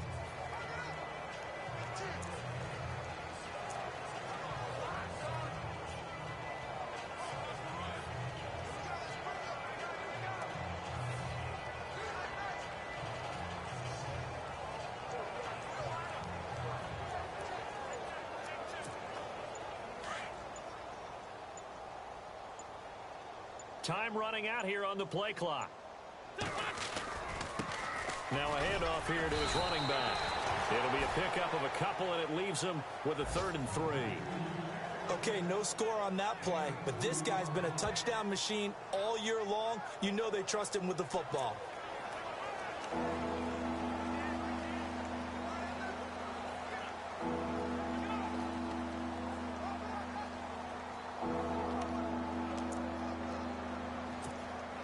The Eagles on third down. They've hit on 6 of their 8 tries. Very good. This time it's 3rd and 3. They come out with 1 back and 3 tight ends. The play clock's running down. On third down, they'll try and pick it up with a counter. And he's in for an Eagles touchdown. Darren Sproles taking it in from 4 yards out. And the Eagles continue to roll. And there, the counter play proves successful for the touchdown. What typically makes a counter play in general successful, Charles? What you're trying to do, Brandon, is to get the team moving in one direction, meaning the defense. Get them going in one direction and then wall them off with your blocking and bring it back in the other direction. That way, you don't actually have to punish them with your blocking. You just position them. And if you have any kind of a good back, he'll take full advantage of it and gain good yardage. So that drive takes them down the field in 8 plays. And it results in a 4-yard touchdown run.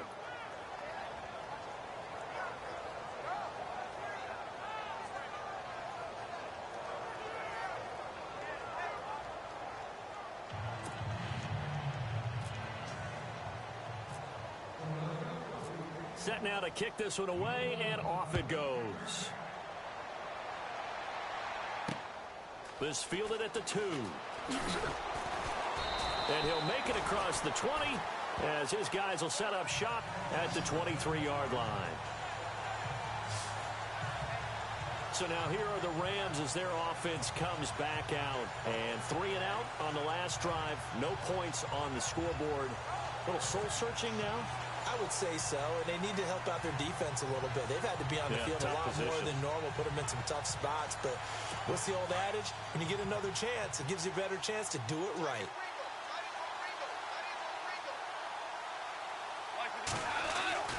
On 1st and 10, Goff. Oh, he dropped it. And that's pretty indicative of the way this one's gone. Fair to say, hasn't been his best game throwing the football, but also not getting a lot of help out there either. Yeah, you nailed it pretty well, you know. He's got to throw it better, got to get more help. Obviously one that should have been caught. They've got to find a way to bring those two elements together so they can make some progress in this one. So the incomplete pass brings up 2nd down. Double tight, guys, double tight. Hey, like with the 4, here we go. 120. 58, right over there. Now Goff will hand this one to Gurley. And not much there. Maybe a yard up to the 24. Well, that's a good start to this drive on the defensive side of the ball. And force the incompletion on 1st down. Then you're able to shut down the running play on 2nd. Yeah, I wouldn't be surprised now. A little bit of pressure going at the quarterback in an expected passing situation.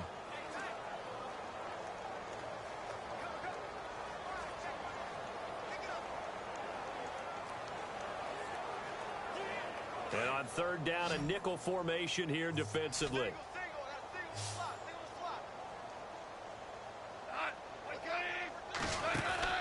They go play action with Gurley. Now Goff. Pressure comes, and down he goes. The Eagles get there for the sack. Timmy Jernigan in there to get him, and that is sack number 15 for him on the year.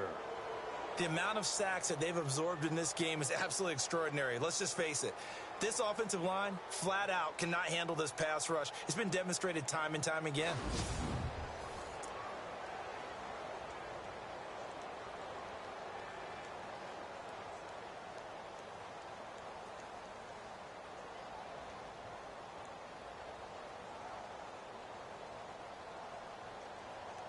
Here's Johnny Hekker now, standing just outside his own goal line.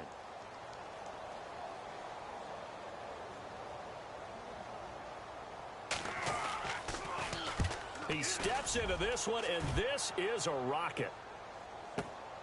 Sproles, the return. And he is was knocked down from the side at the 44-yard line. A terrific return there, 27 yards all told.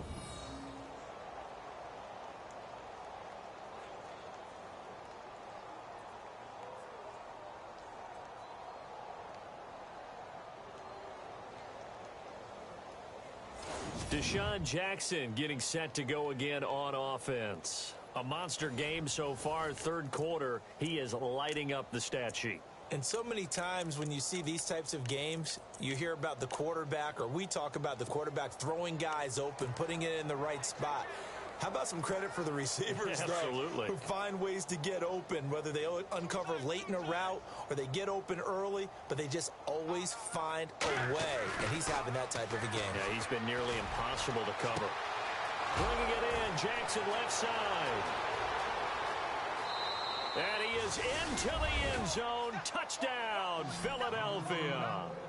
Deshaun Jackson, his 26th touchdown, drawing even with Marshall Faulk for the fourth most in a single season. And the Eagles are pouring it on.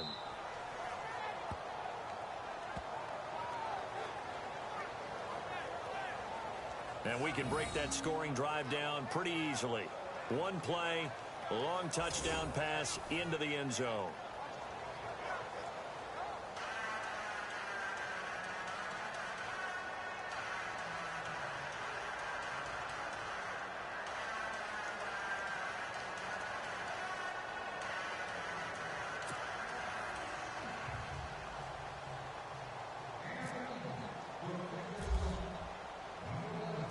Out is the kickoff unit as they run up and send this one away. This is taken at the 3. And a pretty good return here. He'll be stopped just shy of the 25 at the 24-yard line. And now out on the field, here comes Los Angeles. And still no points on the scoreboard. You're coming off of the 3 and out. They're just looking for anything to grab onto right now, aren't they? I'm wondering if someone's going to take charge in the huddle. You know, we always look to the quarterback, but sometimes it's another player on the team, a star, a veteran, someone with some excitement and energy. It's like, all right, guys, let's shake things up and let's go, because they still have an opportunity to make things happen. Shake it off.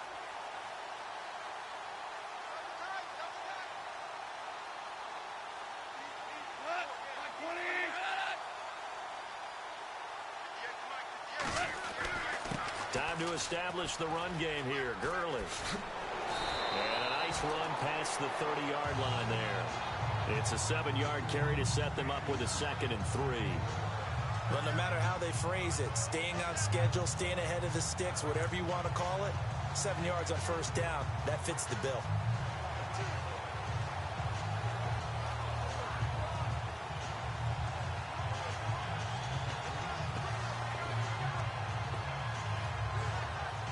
Three yards remaining here on 2nd down.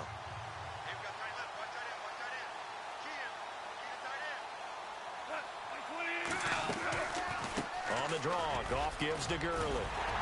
And he'll be brought down shy of the 40 at the 38-yard line. It's a 7-yard gain there, and it's good enough to move the chains. They were not fooling around at all, were they? 2nd and short, and they brought out the heavy package.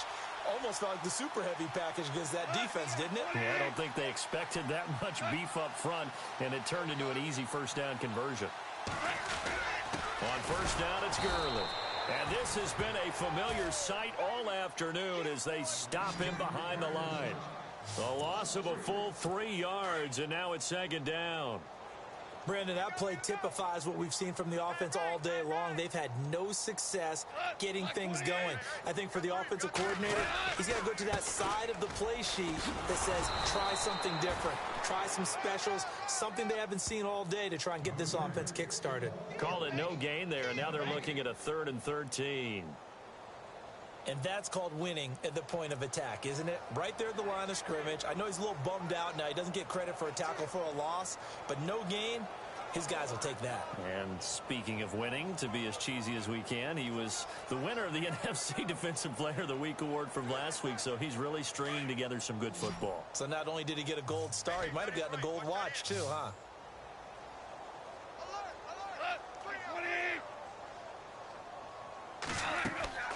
Third and long. It's gone. Now they go screen. It's complete.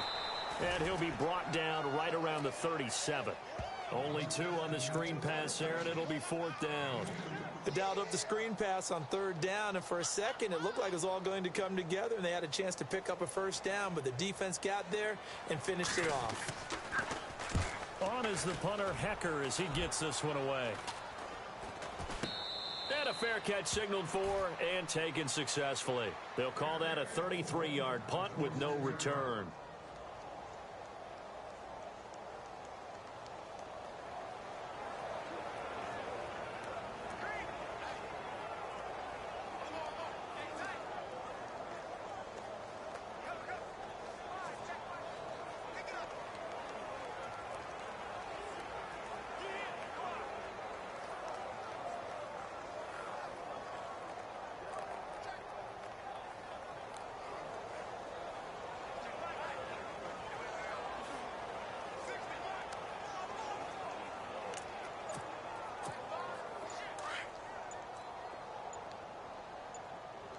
They'll need to get the play off quickly.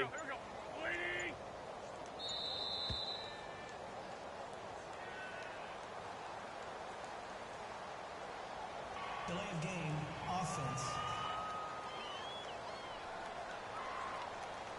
That's going to set him back 5 yards. Looking to jam the receivers at the line here. Press coverage look defensively.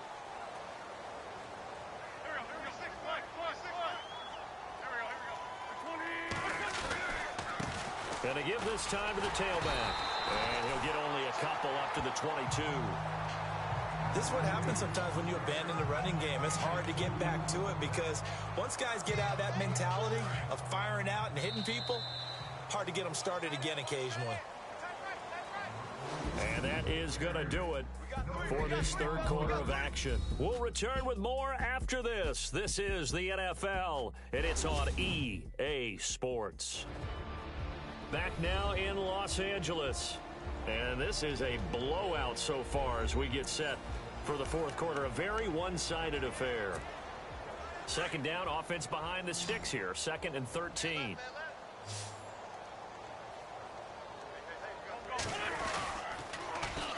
And they'll go ground game here with a tailback. And some room to roam now. That burst good for 20 and a 1st down.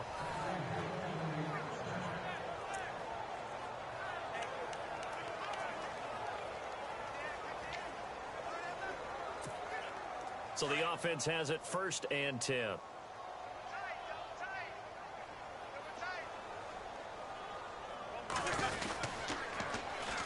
And they'll go on the ground. A strong running. Brushing off defenders. And he'll be taken down, but not before he gets into enemy territory. It's a 10-yard pickup, and it moves the chains. Do my eyes deceive me, or is he getting stronger as this game moves along? Burst seems just as good here in the 4th as it was way back in the 1st, doesn't it? I do believe someone put a lot of time in the offseason and continues to condition during the season in order to continue to carry the ball at this rate.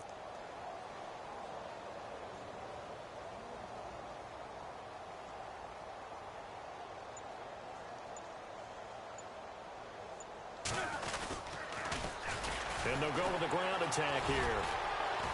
And now running right through it. And he's going to get this in.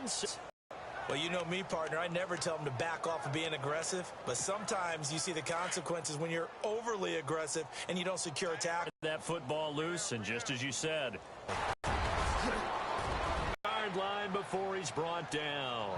Back-to-back nice gains. That one for 14 yards. And we use the word relentless a lot with guys who are aggressive on the field. In this case, it really fits, doesn't it? How about his ability to break this coverage?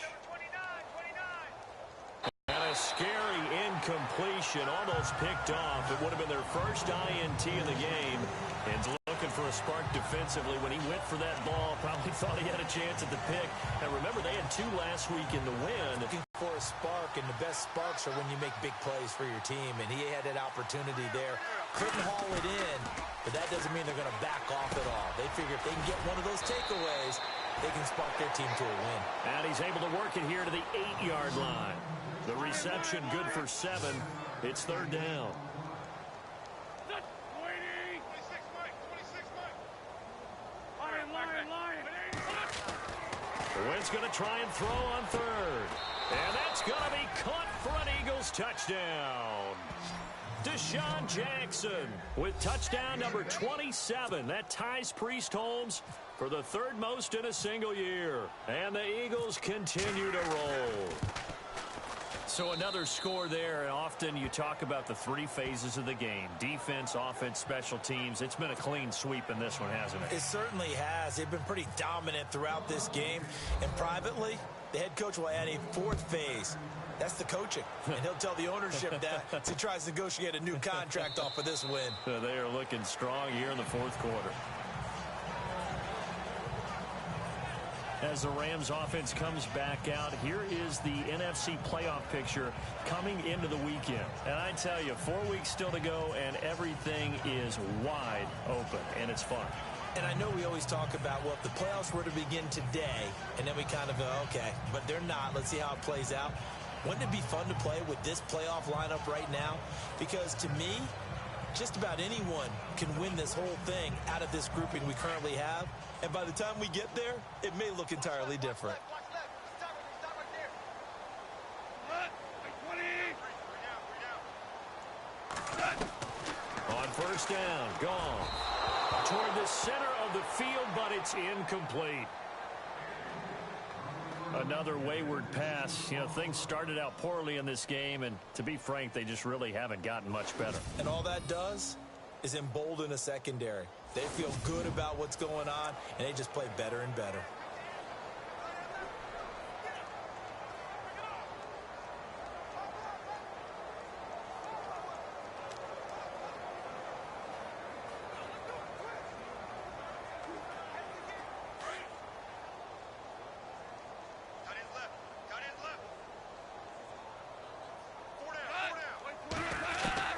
Back to the air. Goff on second down. Nowhere to go here. He lost the football. But call it luck or skill, whatever the case is, they're feeling good about just keeping the football there. Yeah, the biggest thing that they're calling it now, our ball. I mean, they don't care if it was luck or skill. Boy, the panic that jumps up in your chest when that ball's on the ground, whether you get it or your teammate gets it. Nowhere to go here. He lost the football. And a first and goal coming up here inside the 10-yard line. As they say, this game hasn't exactly been one for the books. I mean, we're into the 4th quarter here, and now this happens, another turnover. Not one that they're going to hold up and say, yeah, this has been a banner day. Absolutely. Still sitting on 0. Now after the fumble recovery, it's Wentz. And he'll take it into the end zone for an Eagles touchdown. Deshaun Jackson with his 28th touchdown, drawing level with Shaun Alexander for the 2nd most in a single year. And the Eagles take advantage of good field position on the turnover to cash this one in. And this one was over a while ago as they just add on to their big lead.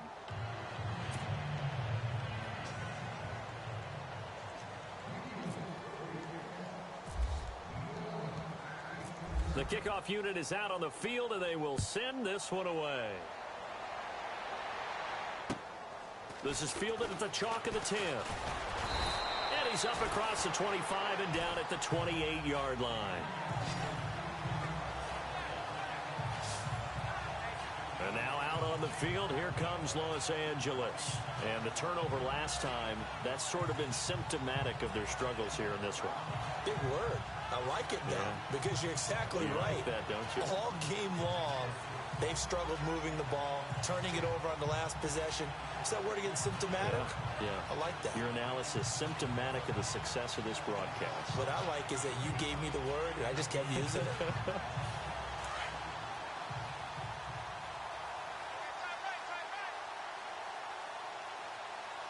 Mike 54, here we go. Now a first down throw. Gone. His throw incomplete. Let's face it, perfection is something we all chase, whether it's playing this game or whatever we do. Hard to attain, but that's what they were searching for as that pass goes incomplete. Unable to connect on the first down pass play. Now it's second down.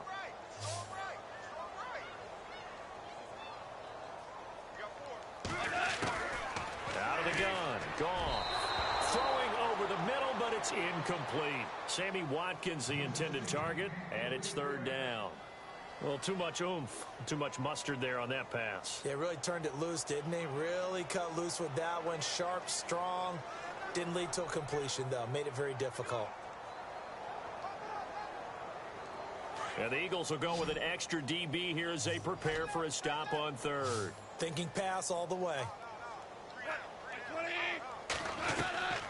A shotgun snap for gone. And this is going to be caught, but they'll say out of bounds. So it's incomplete. I don't know. He had to be pretty quick with his fingers to start and stop after the ball hit the ground. I'm giving him some credit. Well, I'm thinking about the mental focus, you know? Yeah. On the mental focus of the whole that's thing. true. Got to stay with it. That's true. Here's Johnny Hacker now as he's on to punt for L.A.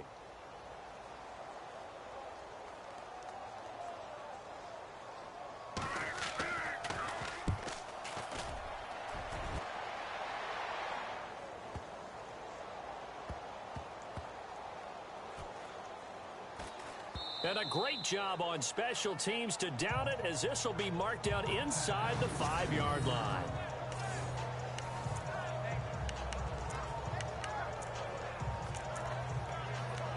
Let's shift now and discuss Deshaun Jackson. And he is just one reception away from 10 in this game. I don't know what they need to do defensively, but something has to be altered, does it not? I know that whenever we tried to cover a person who's having a game like this, you're trying to vary what you're doing, trying to change things up, hoping to fool him occasionally. If not fool him, fool the quarterback so maybe he doesn't read the coverage correctly. Right now, though, they're in pretty good sync. They've got his man complete. Deshaun Jackson off to the races. And he is into the end zone. Touchdown, Philadelphia. Deshaun Jackson with touchdown number 29, too short of LaDainian Tomlinson's all-time record 31. And the Eagles are pouring it on.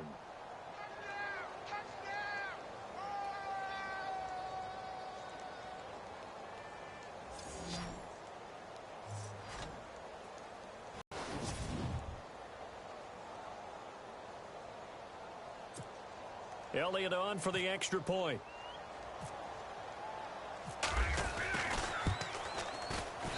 Now this one was over a while ago as they just add on to their big lead.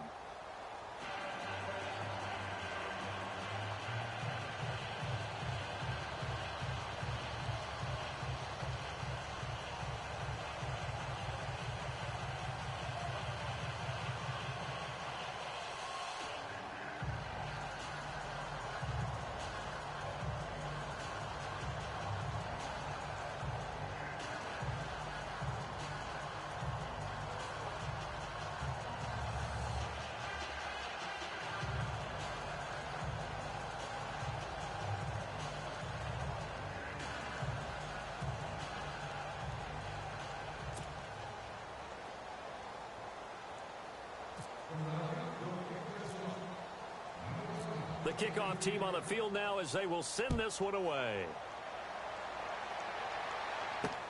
That'll be taken in the end zone. And no run back here. This will be a touchback, and it comes out to the 25-yard line. Now the Rams offense, they work their way back on the field. These guys had to punt their last possession, and that's become too familiar of a refrain. Too many of these drives just wound up going nowhere. But you know how in baseball, when the pitcher gets a base hit and he's on base, they bring his jacket out to him to keep him warm? A lot of times the punter goes to the sideline, puts on sweatpants or a wrap over his leg to keep it warm. He might need a massage from the trainer right now from all the work he's getting.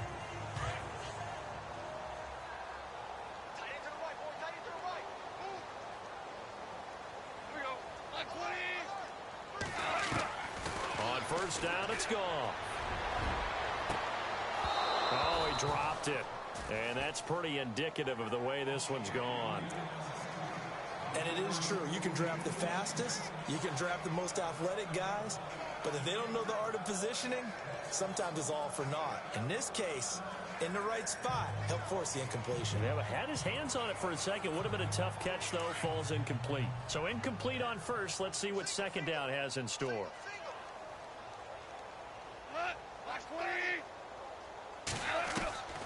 From the gun, here's Goff. Out left, he's got it to Everett. And he'll get to the 29-yard line, brought down there.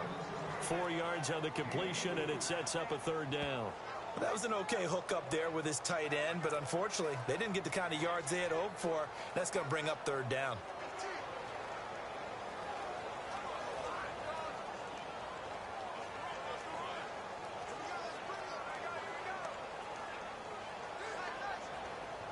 Completed pass on second down. Now it's third down as the defense looks for the stop.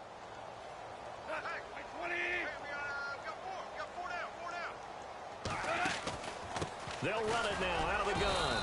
And this has been a familiar sight all afternoon as they stop him behind the line. That'll make it fourth down after a loss of 1.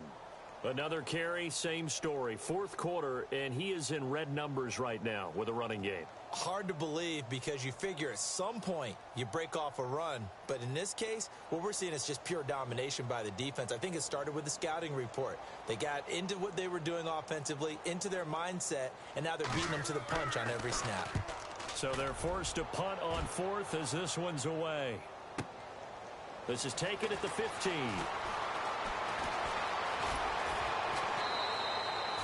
Give him 11 yards that time on the return. And the offense will take over with a new set of downs. Deshaun Jackson getting set to go again on offense. He's been almost impossible to bottle up. You see that number 10 on your screen, a big reason why they have the lead. One of the guys that's being featured in this game and making sure that he's targeted because they do trust him with the ball. That's why they go back to him time and time again. Looks like the defense in press coverage here.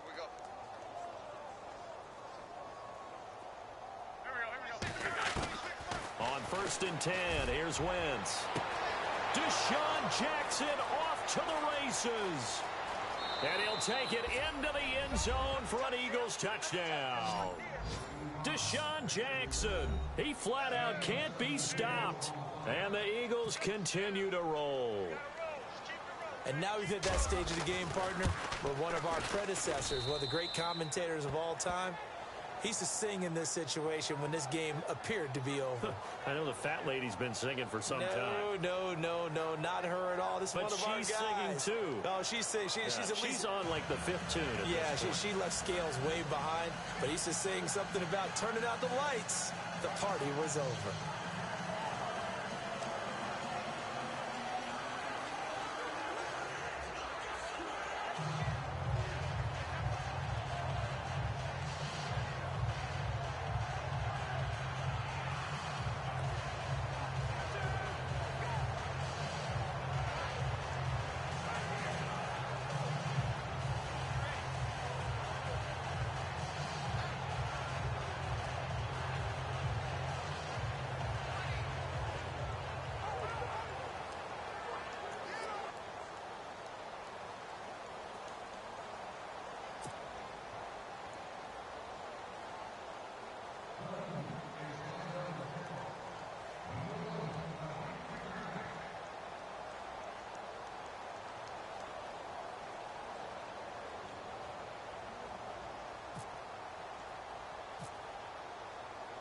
Set now to kick this one away, and off it goes. That's fielded in the end zone. And no run back here. This will be a touchback, and it comes out to the 25-yard line. The Rams offense now making their way out to take over. And they're coming off a 3-and-out, my friend. I think they've got to look at that play sheet and go to a spot that they haven't gone before. Time to shake things up a little bit to try and get this offense moving. Okay, so how do you do that? How do you shake things up? You look at what you've called before, realize it hasn't worked Go to so something well, else. and maybe you try and find one of those special plays from one of your better players, and maybe try and hit something big and get things going in the excitement area. Right. He's tight right here. He's tight on the right. Tight on the right. Goff now looks to throw. Over the middle, and it's incomplete. Robert Woods, the intended receiver that time. And it's second down. Let's face it, you can run the route tree as many times as you want, get in sync, practice it, do all those things. But once you get to game speed, it doesn't always time up quite that well. That one goes incomplete. Goff now looking to throw. Nowhere to go here. He lost the football. And he'll score. Touchdown, Eagles. So the defense forces the fumble. They get the score, and a guy on defense becoming offensive there, Charles. And you know they love that. Any guy on defense loves to pick up the ball and have it in his hands and try and score himself. In this case, that's exactly what happened. He'll be singing in the shower postgame. And, boy, talk about adding insult to injury. He's into the end zone to tack on two more. Oh, boy, rubbing a little salt in the wound there, going for two up this big. You know, there's one time when I played, Brandon, and played against a team that was just absolutely pile driving us. And they ended up going for two late in the game. And I asked one of the guys, why'd you do that? He said, because we wanted to win by more. That feels like that type of situation. Wow. Well, it could also result in a melee later, though. And now out on the field, here comes Los Angeles. And that last possession, really a gut punch. You seemingly had it working. You were in the midst of a very strong drive, then suddenly the fumble, and you're watching the back of a defender's jersey as he brings it all the way in the other direction. There's not much more I can add to that. I thought you summarized it perfectly, partner. You just got to regroup and start putting another drive together. That's all you can do.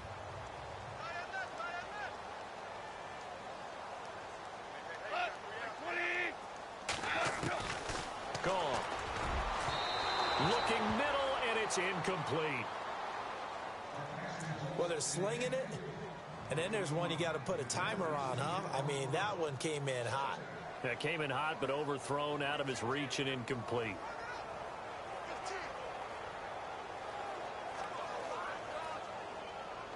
So they're still at the original line of scrimmage here. Second down and 10. Tight is right. What's tight? Tight is right.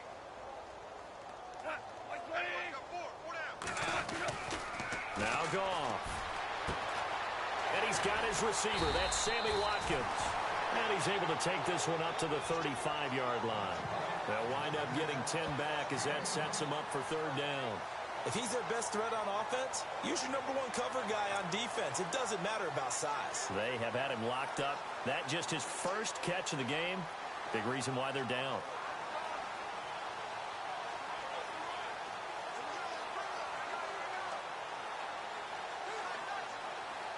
Oh, it's a nickel set here defensively on 3rd and inches. Still want to be prepared for a pass. Here's Goff. And this is going to be incomplete.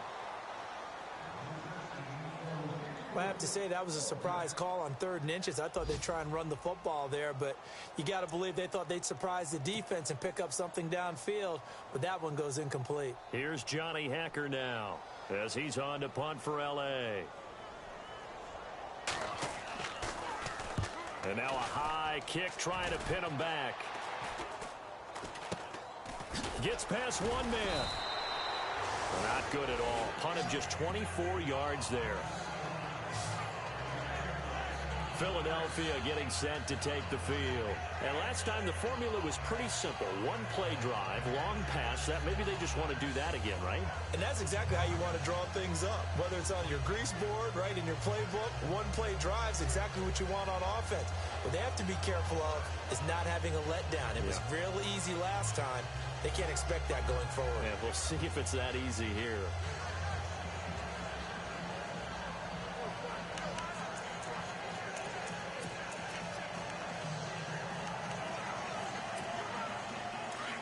Looking to jam the receivers at the line here. Press coverage look defensively.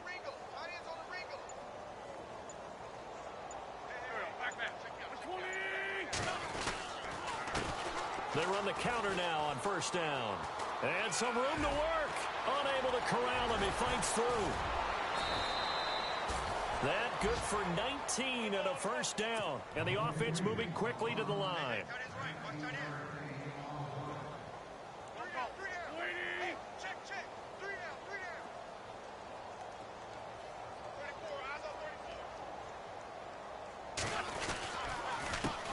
A handoff as they run the counter play. And he's got room. The 20. 38 yards on the scamper there. Dance class, anyone? Did you see the steps between the quarterback and the running back on that counter play? That's what you need for a good counter. You have to have it because you're setting up your blocking. There's a timing element as well, but they have to marry up their steps. Otherwise, that timing gets thrown out the window. Timing was great there. And he's in. Touchdown, Eagles. LeGarrette Blount, a 3-yard touchdown run. And the Eagles are pouring it on. There's no doubt in my mind. And do you hear that? Do you hear the...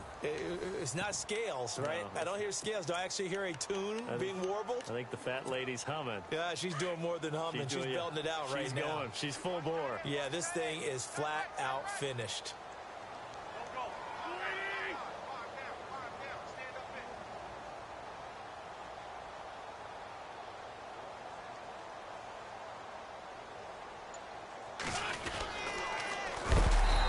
Not going to be any help as they dump him behind the line of scrimmage.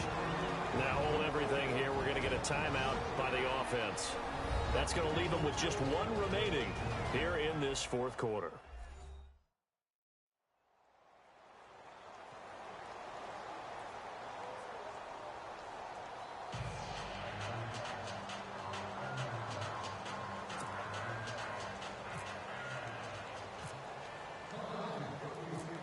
Is the kickoff unit as they run up and send this one away. This is fielded a couple yards deep. They'll bring it back to just about the 25, call it the 24-yard line. Here's the Los Angeles offense as they get set to take possession. And down on the scoreboard, certainly needing to avoid what happened on the last drive, punting the football. Sense of urgency has to take over for them here. They know the score. They know the situation. And by the way, the punter no longer exists for their offense. That's how they have to treat this drive. They need points. Big time. If you're a defender, one of the fun things about playing zone defenses, especially in today's football, is that it's not as static as it was in the good old days, meaning you just drop to a point and react into the football. Now you end up with a lot. Eagle pressure, too much this time. Down he goes. Brandon Graham in there yet again. My goodness, make it 5 sacks for him now in this one game alone. The amount of sacks that they've absorbed in this game is absolutely extraordinary. Let's just face it. This offensive line, flat out, cannot handle this pass rush. It's been demonstrated time and time again. Goff now to throw. And he's going to be taken down. Sacked back at the 2. Jordan Hicks in there for the sack, and that is now 21 for him on the year. Wow. He's looking for another 4-sack game. That's how many he had last week. That's his 3rd. And when I watch him rush the passer, the thing that always comes to mind for me is how well he uses his hands. The martial arts stuff that a lot of guys do in the offseason to work on those, paying dividends for him. He's getting home in a big way. Elsewhere, they're on the fourth quarter at MetLife Stadium. And you saw the score at the bottom of your screen a moment ago. We got a good one. And he'll score. Touchdown, Eagles. Darren Sproles, 69 yards. And the Eagles continue to roll. Brandon, his second punt return for a touchdown in this game. Where's Marvin? That's got to be somewhere near a record, right? Well, it ties the record, as you know. Been done 14 times coming into 2016. Hasn't been done since 2012 until that moment. Well, it's no secret. That's why they have him return punts. He has the capability to take them back, and he did so there. That's fielded in the end zone. And he'll elect not to return this one, so they'll bring it out to the 25 on the touchback. The Rams offense now, they get set and head back onto the field. And on the last go-around, they really couldn't get anything going. They had to punt from deep inside their own territory, which means you're going to lose the field position battle as a general rule. What they're looking for now is a little more consistency, move the ball at least a few times on offense, get a couple of first downs, and hopefully flip the field. Yeah, just something to build off of. That's what they're looking for here. Sometimes the coverage is so good, no matter what you're doing on offense, you just can't shake anyone free. They try their best to find someone open, but they took away every passing alley, every angle, and shut the play down.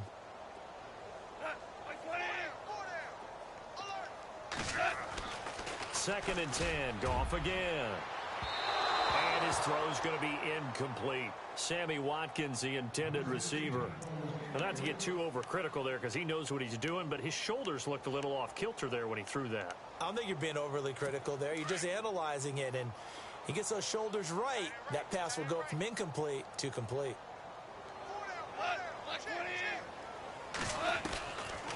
On third down, they'll run it with Gurley. And this time he's going backwards. So after the no gain on the last attempt, here they get him behind the line. Wasn't that long ago that the NFL guys really didn't adopt much from the college game. But one thing that has crept in there is spreading things out, opening things up, not even just in tempo, but maybe getting better line splits and spreading the field. I think that would be a great strategy right now to try and open things up in the run game. He gets this one away, and boy, it's another boomer. Fielded at the 20.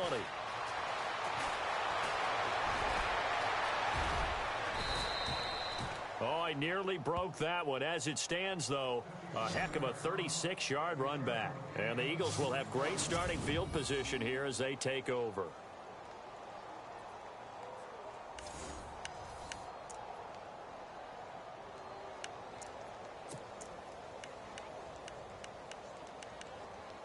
Here's the Philadelphia offensive unit now as they head out to take over possession. And this game comfortably in hand. The scoreboard speaks for itself, but you still got your starting quarterback out there. When do you go to the backup? Let him get some time. And that's one of the great questions in the NFL, Brandon. Darren Sproles. And he cuts it.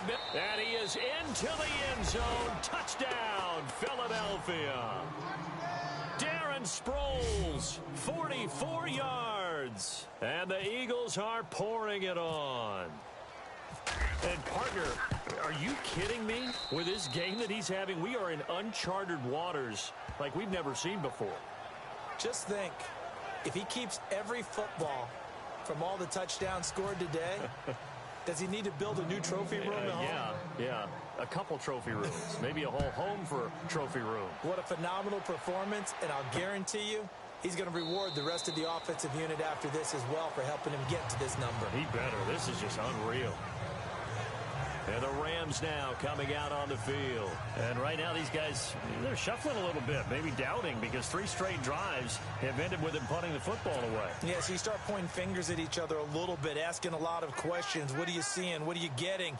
Maybe trying to narrow down your playbook a little bit and maybe get simpler rather than more complex in order to try and fashion together a drive.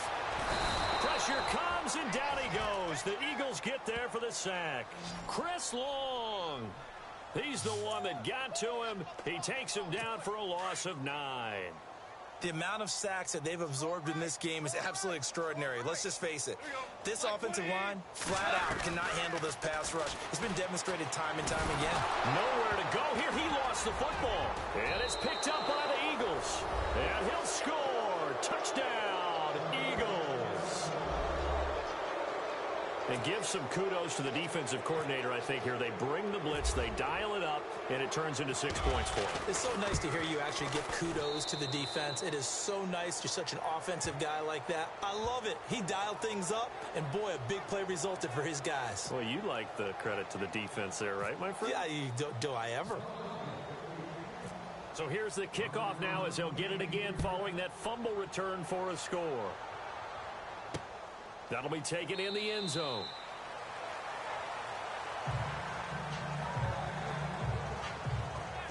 And now out on the field. Here comes Los Angeles. And they weren't on the sidelines for long, but I'll tell you what, I'm glad you and I weren't down there. We could hear them. The coaches from all the way up here, they were adamant, you've got to hold on to the football or else we have no hope. Yeah, it's easy for me to laugh sitting up here, but you're exactly right. If we were down there, that message would have been received a whole different way. Because turnovers, they've been a big problem for them. Got to take care of the football. Got to hold on to it.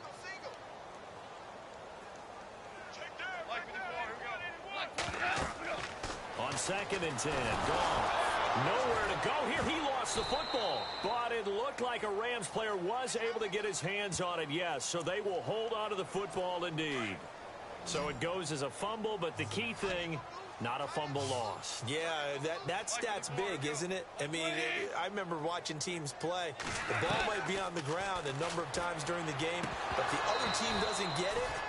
That's a huge difference in the ball game. And in this case, they were able to retain possession. Oh, had his hands on it, couldn't bring it in. Pretty symptomatic of how this game's been going.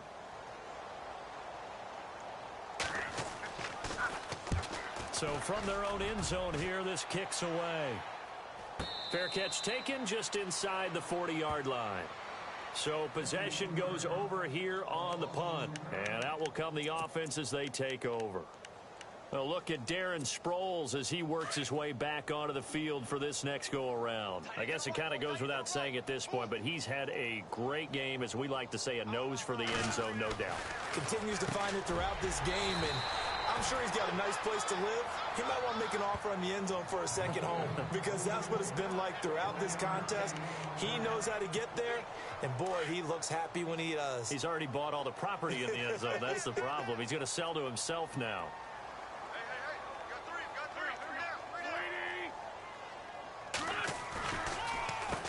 They run a draw here on 2nd down. And he'll be taken down, but not before he gets into enemy territory. Give him 12 yards on that one. It earns him a fresh set of downs. I think this defense tired of seeing him run the football, and this D-line probably getting sick of the O-line as well. And as I'm watching this, I'm thinking about a conversation I had with Adam Gase, the head coach of the Miami Dolphins in the offseason. He told me that he asked his running backs each week for their favorite runs. Give me your 3 top runs. And right now, you're seeing a guy that's probably using his top run to great advantage in this game. He is in a zone.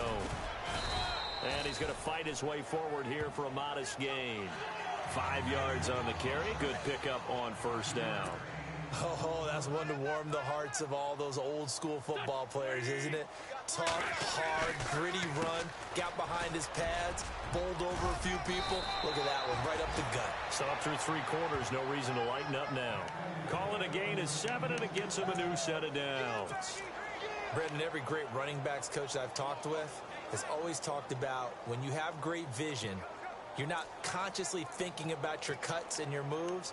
You're just doing them. And I think that's what we're seeing tonight. He's about run them into submission, hasn't he? You took the words right out of my mouth. I was just going to use that phrase. He has run them into submission. Wave the white flag. What's tight? Tight is right. What's tight? Tight is right.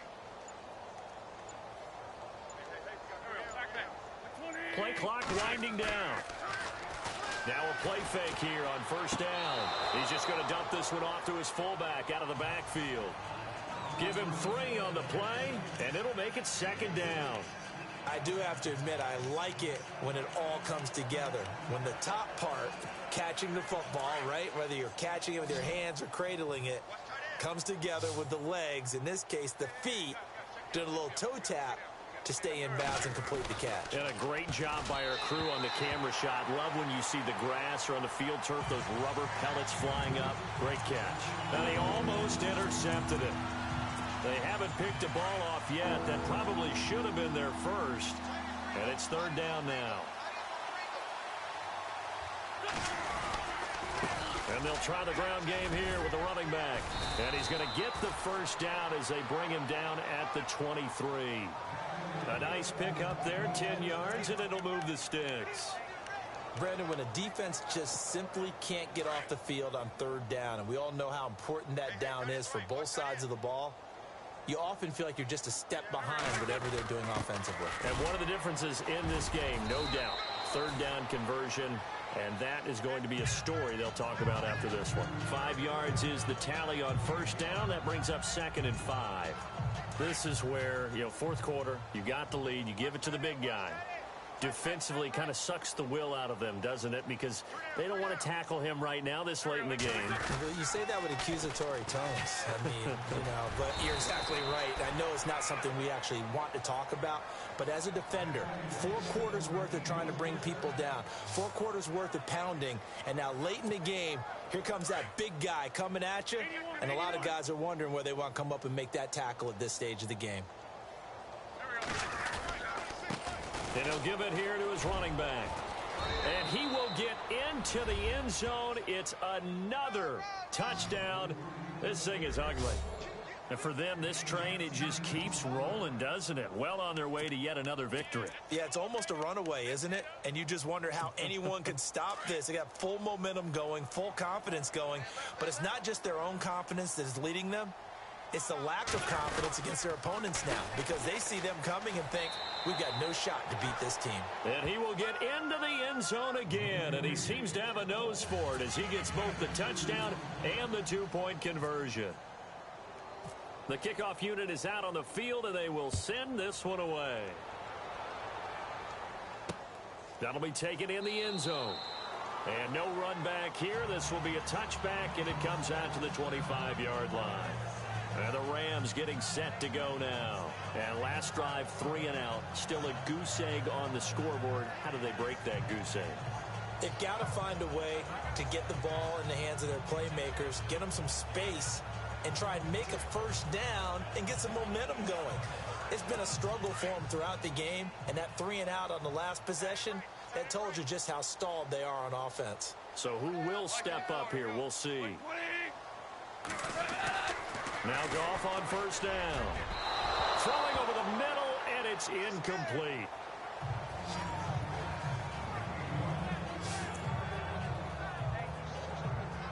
Offense looking to avoid a 3rd and long. It's 2nd and 10.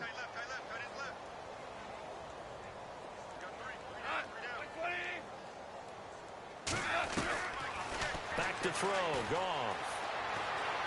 Nowhere to go here. He lost the football. And it's picked up by the Eagles. And they're going to get the football just outside the 10 at the 11-yard line. Well, partner, I think it's safe to say they can mark this down as extremely frustrating. Here we are in the 4th quarter, and that last play, that turnover, I think it epitomizes what happened to them all day on offense. So symbolic, and that's why they're still being shut out. Now a handoff here to his running back. And they are going to score again. Yet another touchdown as they just add to their totals. And, my friend, I think it's safe to say that this game is pretty much deceased at this point. It's taken a knee, so to speak. It is definitely this victory formation. Take the snap, take the knee, call it a night, call it a game, call it whatever. I agree with you totally. I don't think there's much left to get except for those who want to run up the score. I knew this was over about a minute ago when you took your stat sheet and just flipped it over your shoulder in the trash can. Yeah, that's similar to the guys cutting tape off right before the game's over. We know this thing's done. Up big, and they go for 2, and they get it. I remember being in high school and seeing an article in the paper where a local columnist had said, why are we fighting over sportsmanship and running up the score? Just run it up on everybody and deal with it. Some people just don't care that way, and obviously this coach feels the exact same way. So that article was saying the defense should be able to stop them. That's what they're trying to say. Hey, if you don't want it to happen, stop them. Otherwise, quit whining about it. Goff on first down. Under pressure, they got him again. Timmy Jernigan in there to bring him down, and that is sack number 17 for him now on the year. The amount of sacks that they've absorbed in this game is absolutely extraordinary. Let's just face it. This offensive line, flat out, cannot handle this pass rush. It's been demonstrated time and time again. And the hit jarred it loose. It's incomplete. You get a tight end like this, and you know he's used to dishing out punishment, but here, he's one that has to absorb the contact, and as a result, unable to hold on to the football.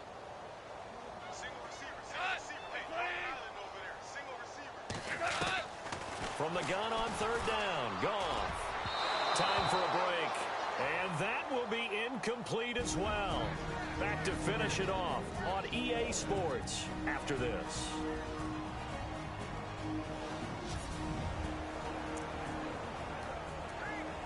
So it's Rams football here as we get you reset. And let's see what they've come up with offensively after having time to talk it over. On fourth down, the punt team is on as this is sent away.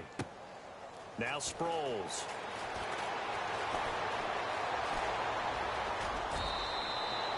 Great blocking on the return. It springs him for 25. And this offense, they're going to have excellent field position. They take over with a 1st and 10 on the short side of the field. The Eagles offense back out onto the field. They come into enemy territory, and I don't care what the matchup is in the National Football League. You're up like this late in the game on the road. This feels pretty good. Oh, it feels fantastic. Anytime you get a road victory in the NFL, that's a big-time accomplishment, and to do it this convincingly, that just tears up the script that every home team has, which is nobody comes into our house and pushes us around. They took care of business today. Yeah, they pushed around, and now the final stages of this one. Now a carry for Blunt. Give him 3 on 1st down. It'll set up a 2nd and 7. Partner, we know today's NFL is really built around the guy throwing the football. But these short runs, they still pay dividends because they can take their toll on a defense, and they can add up as the game goes along. You control the clock, you control the ball, and that way you often control the game. They'll run again with Blunt. Blunt rumbling with a 1st down and more. And stopped a few yards shy of the goal line at the 3. That good for 19 and a 1st down. And, Brandon, this is where it pays to have a big back who can take over a football game, especially in the 4th quarter when you've got the lead.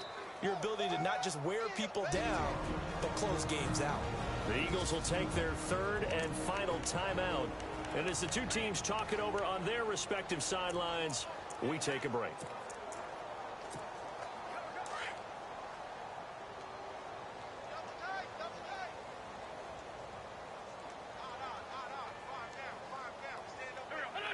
Defense still with 3 timeouts. We'll see if they want to use them here as the kneel down comes.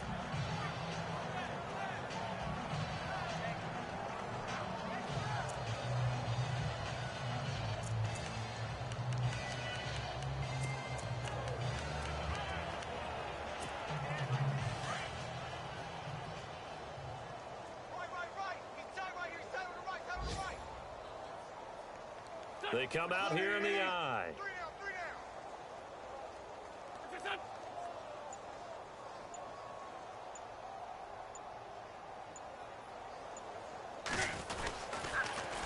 And on the ground they go with the running back.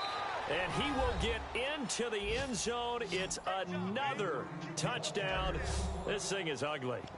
Well, I've got to laugh here, and I really don't want to because the old school in me is not happy about this score this late, not necessary. But this is Madden, isn't it? Yeah. This is how it works. Rub it in. Have a day. I mean, what does it matter? These guys who are playing in this game, there are no feelings Exactly. there. They don't have to face the guy. Well, they might if they're in the same room going head-to-head. But that's the about it. virtual guys on the screen don't have to face each other after this one. In that case, run it up.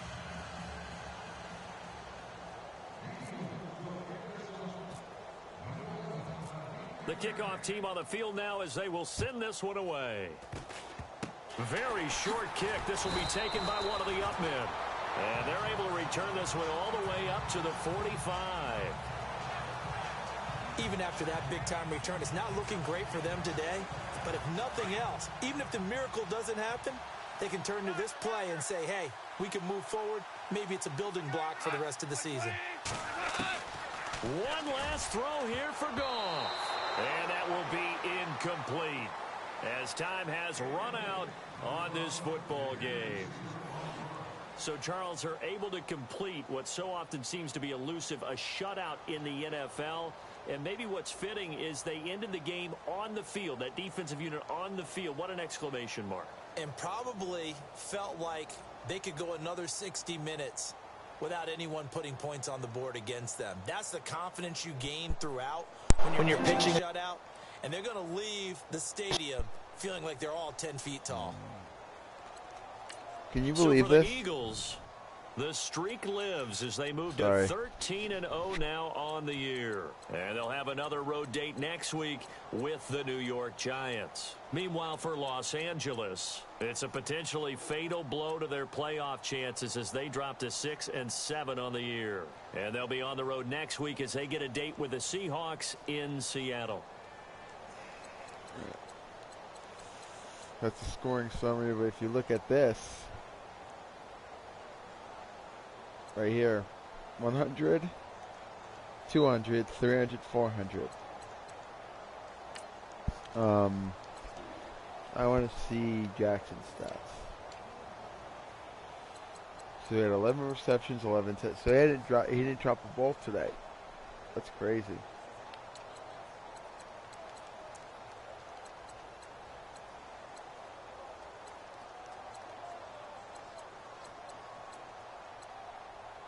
Selleck, Ertz, Jackson, that's sick. Now I want to look at passing really quick. 614 yards. Rushing, it's sick.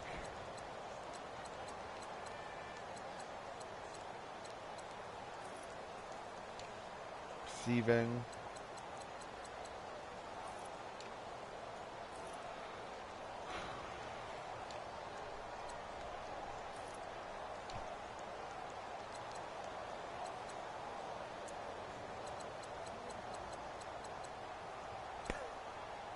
That's crazy.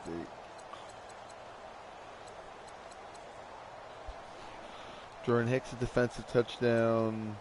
Graham, defensive touchdown. Kendricks. Robinson, really nothing. Somebody did have a deflection. Alright, so this game is over. Of course, you got the time of possession, you got the turnover differential, and you got that.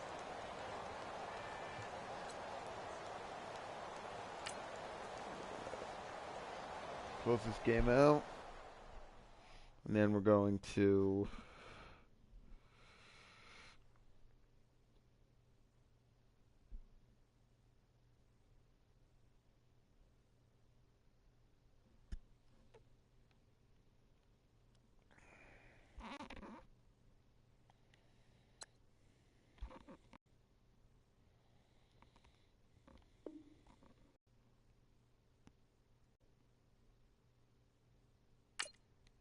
right.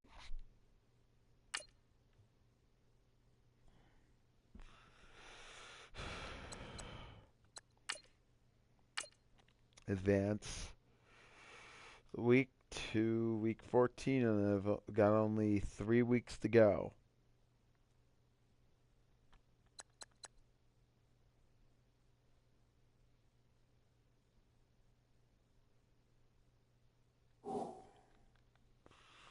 So I just want to see something really quick.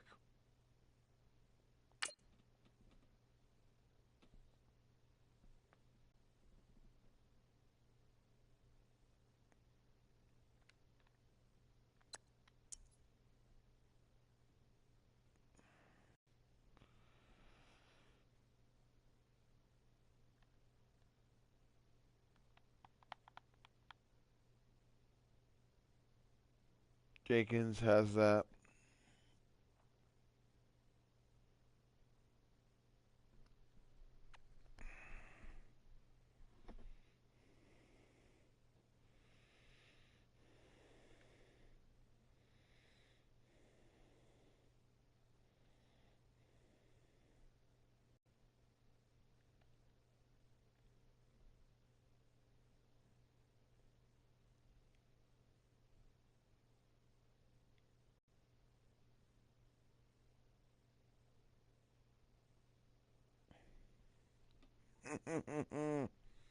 Beats his own teammate.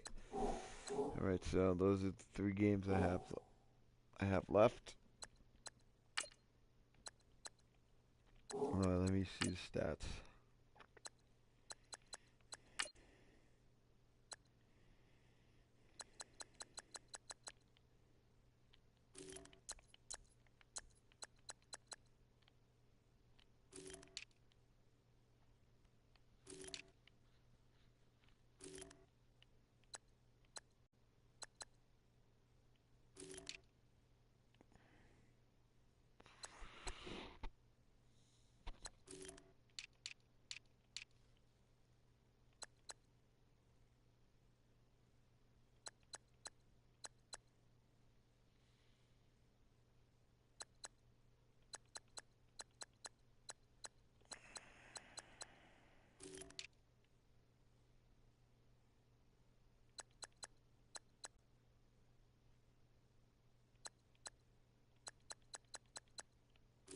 Alright, keep going.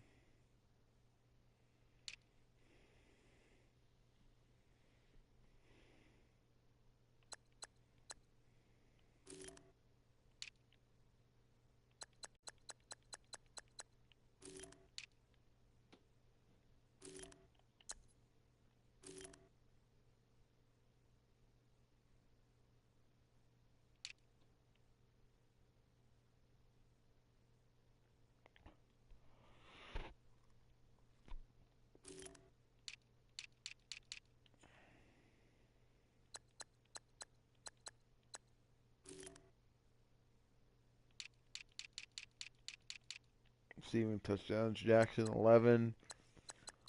Most of these are from my team. All of them are. Ertz.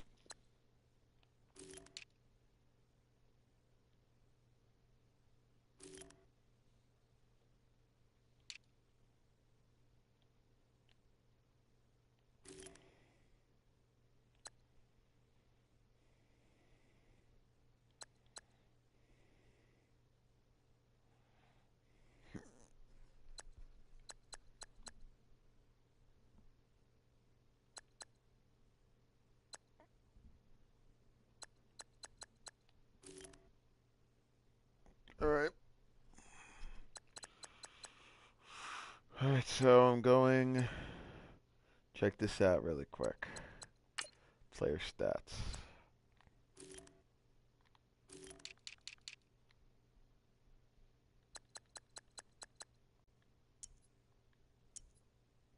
Jenkins, yeah. He has 10 picks.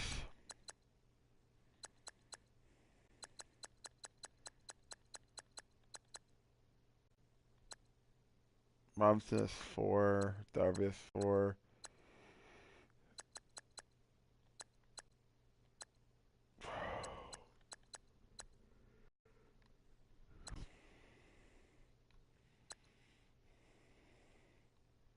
Alright.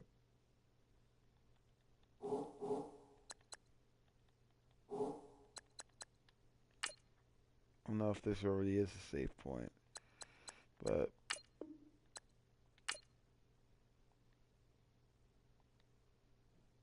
I'm going to go back and I will see you guys, and I will talk to you guys tomorrow. And hope you guys enjoyed this. Peace.